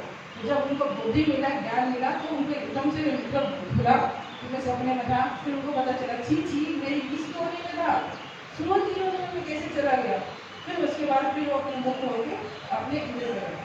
तो उनको कहाँ घमंड था कि मैं इंद्र, और वो कहाँ पड़े हुए, और ब्रह्मा जी भी बोलने चलो आनंद आ रहा है, सब कुछ ताज़ा ताज़ा मिल रहा है। तो अपना मतलब ये घमंड नहीं करना चाहिए कि हमें भगवान कहीं किसी भी माध्यम से आपको सिखा सकते हैं, लेकिन जो कहते हैं कि जो सही समय पे सीख गया उसका समय बच गया। अगर वो सही समय पे नहीं सीखा, कहते हैं जो जागा वो सवेरा, तो जो सही टाइम पे जग गया तो उसको ज्ञान मिल गया, नहीं तो बुढ़ापे तक ही लट गया। कई लोगों को बुढ़ापे में मिलता तो बोलते हैं हाँ हमारा तो पूरा समय चला गया, हम तो 60 साल 70 साल के हो गए, अब भक्ति मिली, अब हम बुढ़ापे में क्या करें? अरे जब मिला तभी करो ना, जितना समय मिला उतना करो। आपको 5 साल मिला, 2 साल मिला, अगर उसी में प्रभुपाद में क्या था, पूरे जीवन उन्होंने प्रयास किया, असफल रहे। लास्ट में 70 साल की उम्र में उनको जब भक्ति मिली और उनको प्रचार का माध्यम मिला, तो उन्होंने क्या किया? पूरा 100% और पूरा जोश सोच से उन्होंने प्रयास किया। प्रयास करने के बाद क्या किया? 10 साल में उन्होंने 108 मंदिर बना दिए। पूरे जीवन में तो नहीं बना पाते, और उन्होंने सिर्फ 10 साल में 108 मंदिर बना दिए अपने जीवन में। हम 1-2 बना के दिखाए, हम तो उनसे ज़्यादा यंग हैं, लेकिन हमसे नहीं होगा, उन्होंने 70 में कर दिया। तो इसीलिए जब जागो तब सवेरा, आपको भक्ति जब मिली है तभी जग जाओ, और तभी पूरा 100% अपनी एनर्जी दे दो। ये मत सोचो कि मुझे तो बुढ़ापे में मिलना, मैं क्या करूँगी, अब तो मेरे से दांत ही नहीं है मुँह में और पैर ही नहीं है तीर्थ में। अरे मन से तीर्थ करो, जो भक्त जा रहे उनके सुनने के माध्यम से तीर्थ करो, कथाओं के माध्यम से तीर्थ करो। तीर्थ से पैरों से चल के नहीं होता, कानों से भी होता है। आपको कहा था ना कि जब वृंदावन जा रहे हो तब वृंदावन आप पैरों से नहीं करते हो, जब कथाओं से वृंदावन में जब कथाएं होती है तो कानों के माध्यम से जो आप सुनते हो ना, उससे आपका धाम होता है। तो कहते हैं कि घर बैठे बैठे हम वृंदावन बना सकते हैं, क्यों? कथाओं के माध्यम से। तो ऐसे ही इंद्र का घमंड हुआ था। और इंद्र एक घमंड तो बहुत ही फेमस है, आप लोगों को पता ही है इंद्र कैसे भगवान ने घमंड तोड़ा। हाँ, गोवर्धन की वापसी से। तो ये तो बहुत प्रसिद्ध चर्चा है कि भगवान कैसे करते हैं, भक्तों की रक्षा कैसे करते हैं, और फिर जो घमंड होता है उसको कैसे तोड़ते हैं। तो इस पर हम चर्चा ज़्यादा नहीं करेंगे, जो पता नहीं है उस पर चर्चा हम लोग ज़्यादा करेंगे और आपको पता है। तो ऐसे ही ब्रह्मा जी का भी आता है। तो ब्रह्मा जी का भी घमंड हो जाता है कि मैं ब्रह्मा हूँ, भाई मैं सृष्टि करता हूँ, मैं सबको बनाता हूँ, मेरे बिना तो कुछ हो ही नहीं सकता, मैं तो ब्रह्मा हूँ, भगवान के बिल्कुल निकट हूँ, भगवान का दाहिना बोलते हैं दाहिना हाथ है, तो मैं भगवान का दाहिना हाथ हूँ, मेरे बिना तो भगवान को पत्ता भी नहीं था, तो मैं ब्रह्मा हूँ। ऐसे ही भगवान ब्रह्मा को भी घमंड हो जाता है। और जब कृष्ण अवतार में जब कृष्ण आते हैं, भगवान आते हैं, जब भगवान आते हैं कृष्ण अवतार में, तो ब्रह्मा जी जब भ्रमण करने के लिए आते हैं, उनको पता चलता है ना कि भगवान ने अवतार लिया है मथुरा में, तो वो देखने के लिए आते हैं कि भगवान कहाँ है। क्योंकि भगवान जब आते हैं ना तो अपनी जो क्या बोलते हैं जो शक्तियाँ होती है उनको छुपा कर आते हैं। अपने वैष्णव और गुरु को भी देखा होगा, कभी अपनी शक्तियाँ ना मतलब पब्लिक पैलेस में जाकर नहीं करते कि मैं गुरु हूँ, मुझे ये हो गया, मुझे वो मिल गया। कभी भी गुरु अगर बखान कर रहा है कि मैं गुरु हूँ, मुझे शक्तियाँ मिली हैं, वो पाखंड है।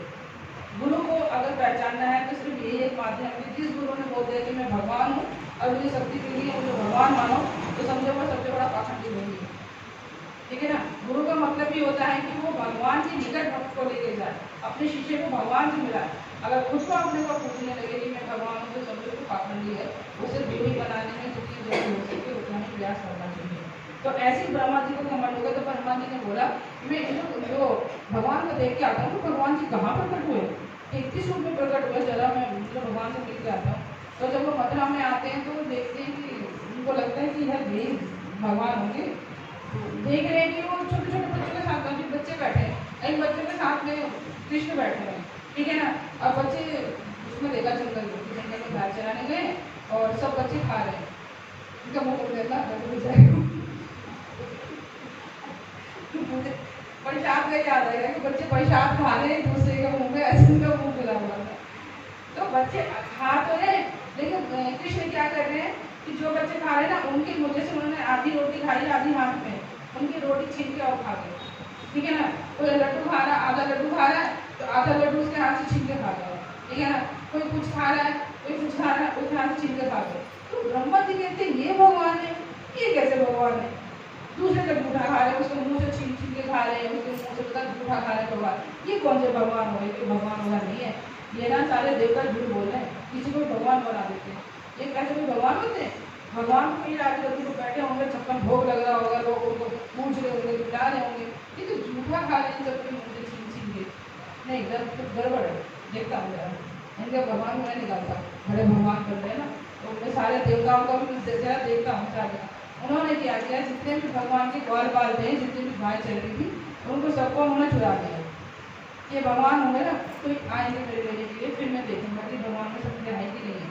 तो उन्होंने क्या किया, जितने भी ग्वाल बाल थे सबको और जितने भी गाय थी सबको ले चुरा के और वो अपने ब्रह्म लोक चले गए। ठीक है ना। हमारे जो पृथ्वी का टाइम है और जो ब्रह्मा जी का समय है उसमें बहुत अंतर है। ठीक है ना। तो ब्रह्मा जी यहाँ से अपने धाम लेके गए हैं, ठीक है ना, और वापिस आए देखने के लिए। देखो तो सही आप क्या कर रहे हैं, भगवान होंगे तो अपनी लीलाएं करेंगे या फिर आप विनती करेंगे,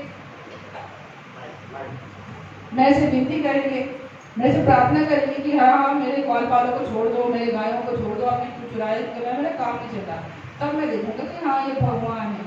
तो जब वापिस आके वो देखते हैं तो भगवान तो वैसे ही अपनी लीला कर रहे हैं। ग्वाल बाल जिनको लेके गए थे चुरा के, वो आराम से बैठे, वो मस्ती कर रहे, वो खा रहे, वही लीला वापस चल रही है। भगवान फिर उनके मुँह से छीन छीन के खा रहे हैं और गाय अपना चल रही है अपने बच्चों के साथ में। कोई चेंजिंग ही नहीं है। गांव में जितने भी बच्चे, जितने भी ग्वाल बाल हैं, वो सब अपना आराम से अपने माओ के साथ में मस्ती करते हैं। क्योंकि जितने भी ग्वाल बाल वो चुरा के लेके गए थे, जितनी भी गायें चुरा के लेके गई थी, भगवान ने उतना विस्तार कर दिया। उतने ही ग्वाल बाल के रूप में बिल्कुल वैसे ही बन गए, वैसे ही गाय बन गए, वैसे ही बछड़े बन गए और वो आराम से चढ़ रहे। तो इसीलिए कहते हैं कि जितनी भी गोपियाँ हैं ना वो बहुत बड़ी पूजनीय है, क्योंकि उनके घर में स्वयं भगवान आए, उनके हाथ से उन्होंने खाया, उनके हाथ को उनके साथ वो रहे। उनका स्थान पान कर रहे हैं, वायु का स्थान पान कर रहे हैं भगवान स्वयं उस रूप में, तो भगवान ही तो है। तो किसकी तृप्ति हुई, किसकी मनोकामना पूरी हुई? गोपियों की हुई ना। गोपियाँ इच्छा करती थी कि मेरा भी लाला ऐसा हो, कृष्ण की तरह हो, और हमारे साथ भी हो रहे, हम भी उसके साथ में ऐसे खेले लीला करे। तो भगवान ने उनकी इच्छा पूरी करी। अरे अब ब्रह्मा जी का भी अहंकार टूट गया, तो ब्रह्मा जी कह रहे कि ये तो सारा एज वैसी के वैसी है जो मैंने चुराया था। तो उनको समझ में आ गया कि भगवान है, ये कोई साधारण मनुष्य नहीं है। मैं तो लेके गया और फिर वापस गए वो ब्रह्मलोक, फिर ब्रह्म लोग वापिस कर गए और सारे ग्वाल बालों को ले आए। तो जितना आने जाने में समय लगा, यहाँ पे 1 साल निकल गया, ठीक है ना। 1 साल में उनका आना जाना इसलिए हुआ। तो अब उन्होंने फिर भगवान से प्रार्थना करी और भगवान की पूजा करी। सारे देव और ब्रह्मा जी मिलकर तो खूब पूजा करी। लेकिन जब भगवान की वो पूजा कर रहे, आरती उतार रहे, भगवान को भोग लगा रहे, भगवान को मजा नहीं आ रहा। भगवान बैठे ना ऐसे ऐसे होता है ना, कोई हमारी तारीफ कर रहा है या अच्छी बातें कर रहा है तो हम अपनी इधर उधर देखते हैं, मतलब हमें उसमें आनंद नहीं आ रहा, रस नहीं आ रहा। क्यों? उसमें इंटरेस्ट नहीं हो रहा है।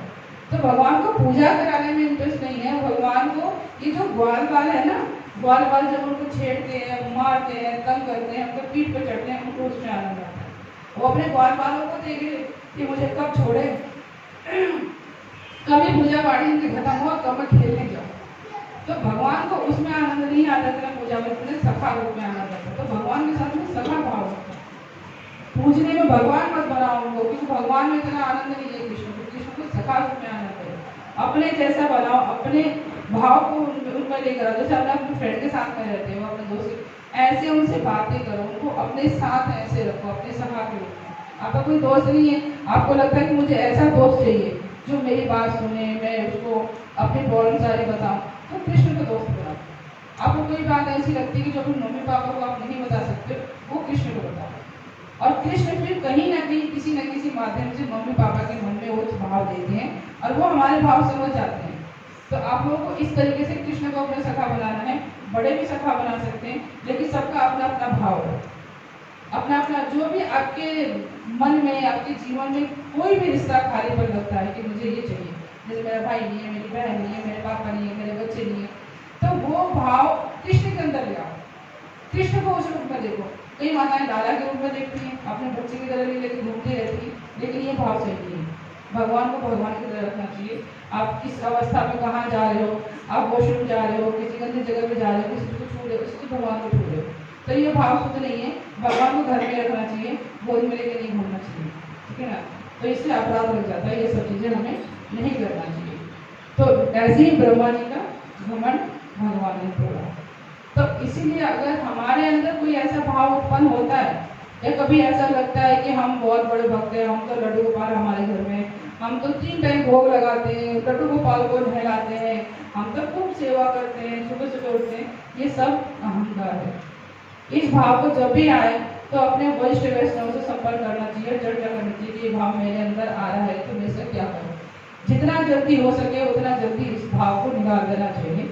ये भक्ति को बाधा उत्पन्न करता है, भक्ति को वहीं रोक देता है। जैसे नल में पानी आ रहा ना, आपने नल बंद कर दिया तो पानी आना बंद हो गया, तो ये अहंकार हमारा वहीं पे भक्ति को बंद कर देता है। उसको दोबारा खोलने के लिए किसी भी सहायता की आवश्यकता होती है। तो इसीलिए आश्रय क्लास वगैरह में हम लोग को ये सब बताया जाता है कि मन में जो भी आपका भाव उत्पन्न हो रहा है उसको हमें चर्चा करनी चाहिए। लेकिन दुर्भाग्य ये है कि जो हमारे आश्रय क्लास हो रही है उसमें कुछ ही मेंबर आ रहे हैं और प्लस प्रभु जी वगैरह नहीं आ रहे। तो प्रभु जी के मन में जो भाव उत्पन्न हो रहा है भक्ति के प्रति, वो हमारे तक नहीं पहुँच पा रहा, वो अपने मन के भाव व्यक्त नहीं कर पा रहे, जिसकी वजह से कि उनकी भक्ति वहीं के वहीं रुकी हुई है, आगे नहीं बढ़ रही। अगर भक्ति को आगे बढ़ाना है तो अपने मन को खाली करना होगा। अगर एक क्लास में टीचर भरा हुआ है और आप चाहते हो कि किसी माध्यम से हम इसमें गंगा जल डालें, तो क्या होगा आप बताइए।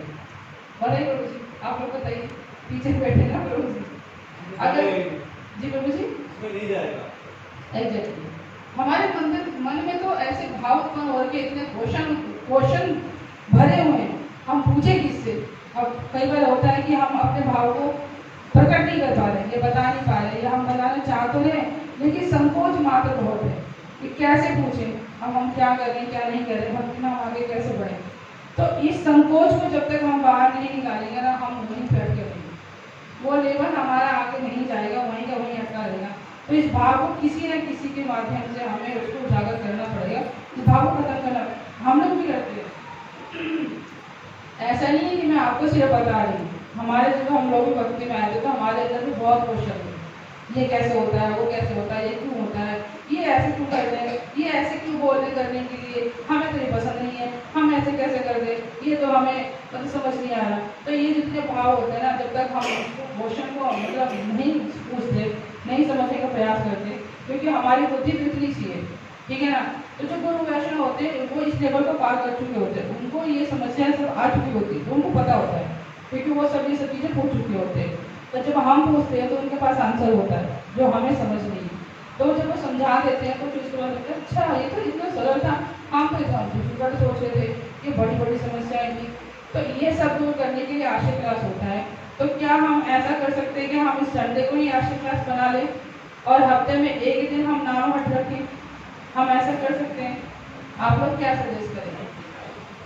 प्रभु जी और माता जी, कौन कौन चाहता है कि हम संडे को आशिक क्लास बना लें, क्योंकि उसमें प्रभु जी वगैरह भी शामिल हो जाएंगे, क्योंकि कई बहुत सारी चीज़ें होती है प्रभु जी के अंदर भी, क्योंकि हमारे प्रभु जी के अंदर भी बहुत ज़्यादा ये सब चीज़ें थी। जब इन्होंने अपनी कैरिज दूर करी तो उसके बाद उस भक्ति में आया, वरना ये तो काफ़ी बैठते हुए छोड़, ठीक है ना। और मंदिर में जाने का तो फिर मतलब सपना था कि मंदिर में जाएंगे, चप्पल देगा तो उन्हें दर्शन करके आ जाना, ये हाल था इनका। और वहाँ से अगर यहाँ तक पहुँचे तो जो इनके मन की क्वेरीज थी, जो इनके मन की जो अंदर दुविधा भरी हुई थी, और जब इनको समझ में आया तो ये हमसे स्पीड से आगे बढ़े। जब भक्ति समझ में आ जाती है ना, तो बुद्धि में भक्ति घुसती है, तो फिर हम स्पीड से कर देते हैं। जब तक हमारे भक्ति बुद्धि में नहीं घुसी है तो फिर वही साइकिल चल रही है, ठीक है ना। ब्रेकर पे वही लगाए जा रहे हो, जंप लगाए जा रहे हो। तो आपको कार तक आने के लिए अपने अंदर की जो व्यथा है वो बाहर करनी पड़ेगी। तो माताओं की तो बहुत सारी क्वेरीज दूर हो चुकी हैं, तो माताएं थोड़ी सी स्टेबल हो गई है, भक्ति में स्थिर हो गई हैं, गंभीर हो गई हैं।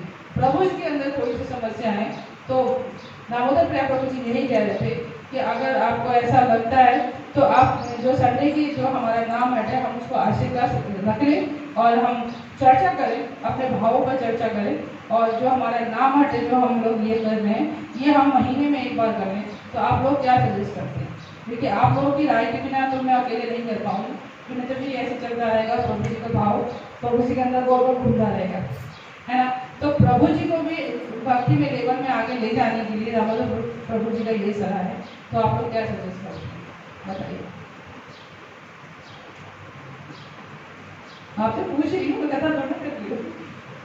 आप लोग जो भाव नहीं बताओगे तो आगे उत्तर कैसे होगा व्यवस्था?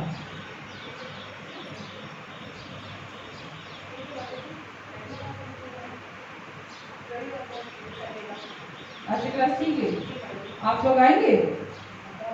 आपसे पूछ रही नेहा माता जी, संडे को आशिक क्लास, क्योंकि आशिक क्लास में बच्चों की भी आशिक क्लास होगी, और हम कोशिश करेंगे हम सैटरडे को ना रखें, हम संडे को ही आशिक क्लास रखें और बच्चों का मतलब अलग रखें आशिक क्लास। तो संडे में ही हम लोग सारे निपट जाए, अलग अलग दिन में क्या हो रहा है कि आप लोग पजल हो जा रहे हैं। और वैसे भी हम लोग के गुरुकुल शुरू होने वाला है, तो उसमें फिर हम लोग ज़्यादा व्यस्त रहेंगे। तो आशिक क्लास फिर हम संडे को ही रखेंगे, ताकि हमारा दिमाग में सेट रहेगा संडे को आशिक क्लास।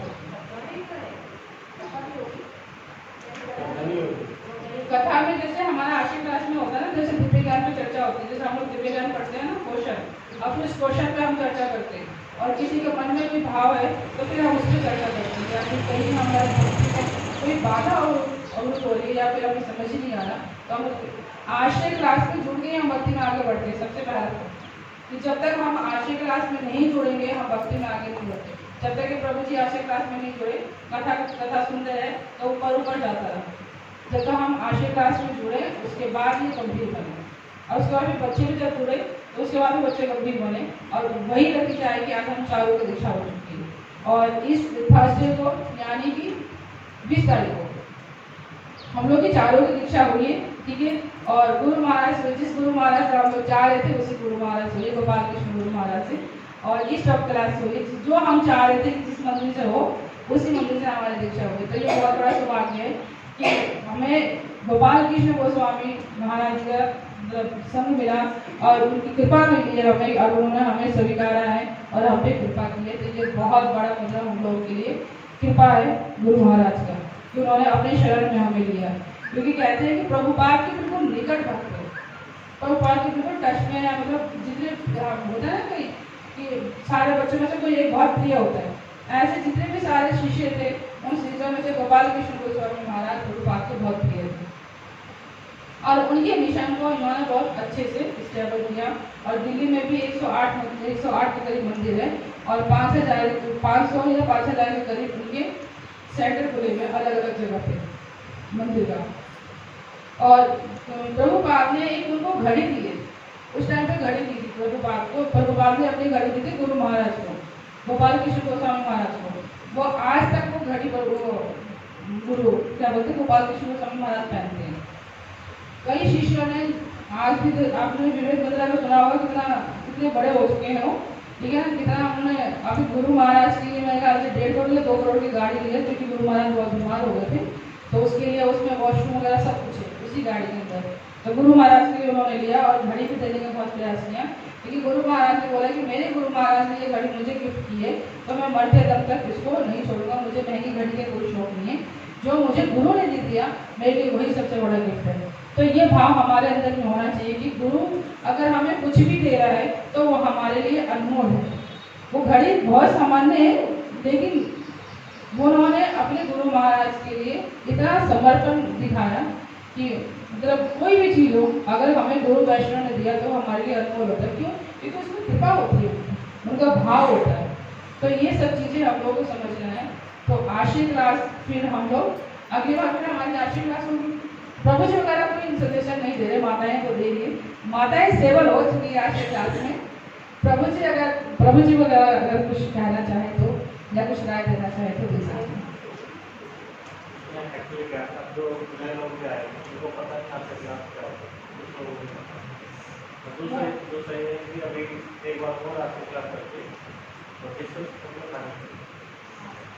लेकिन उसमें माताएं आती हैं और जितनी माताएं आती हैं वो सारे सेटिस्फाई हैं और सब बोल रही हैं कि हाँ कर संडे को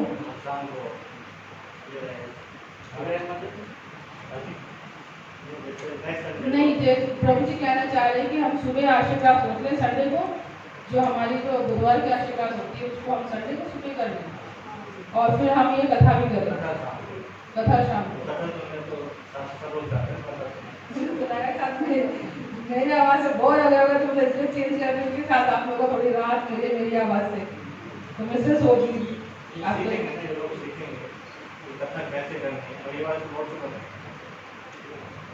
तो मैं इसलिए तो राय मांग रही हूँ। प्रभु जी वगैरह भी थोड़ा राय दें, इतने सारे प्रभु जी बैठे कुछ तो राय दीजिए आप लोग कि आप लोगों की क्या इच्छा है, क्या चाहते हैं आप लोग। तो आशीर्वाद में हम कितने बजे रखें, क्योंकि माताओं को प्रसाद भी बनाना होता है, नींबू बनाना होता है। हाँ प्रभु जी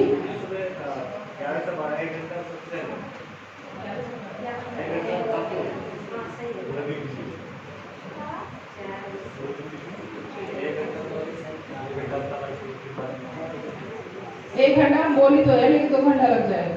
या तो आप 9 से 11 में कर लो, क्योंकि हम सुबह सुबह निपट जाए, फिर हम 11 से फिर हम प्रसाद बना लें, घर जाके लंच भी बनाना होता है, प्रसाद भी बनाना होता है यहाँ के लिए।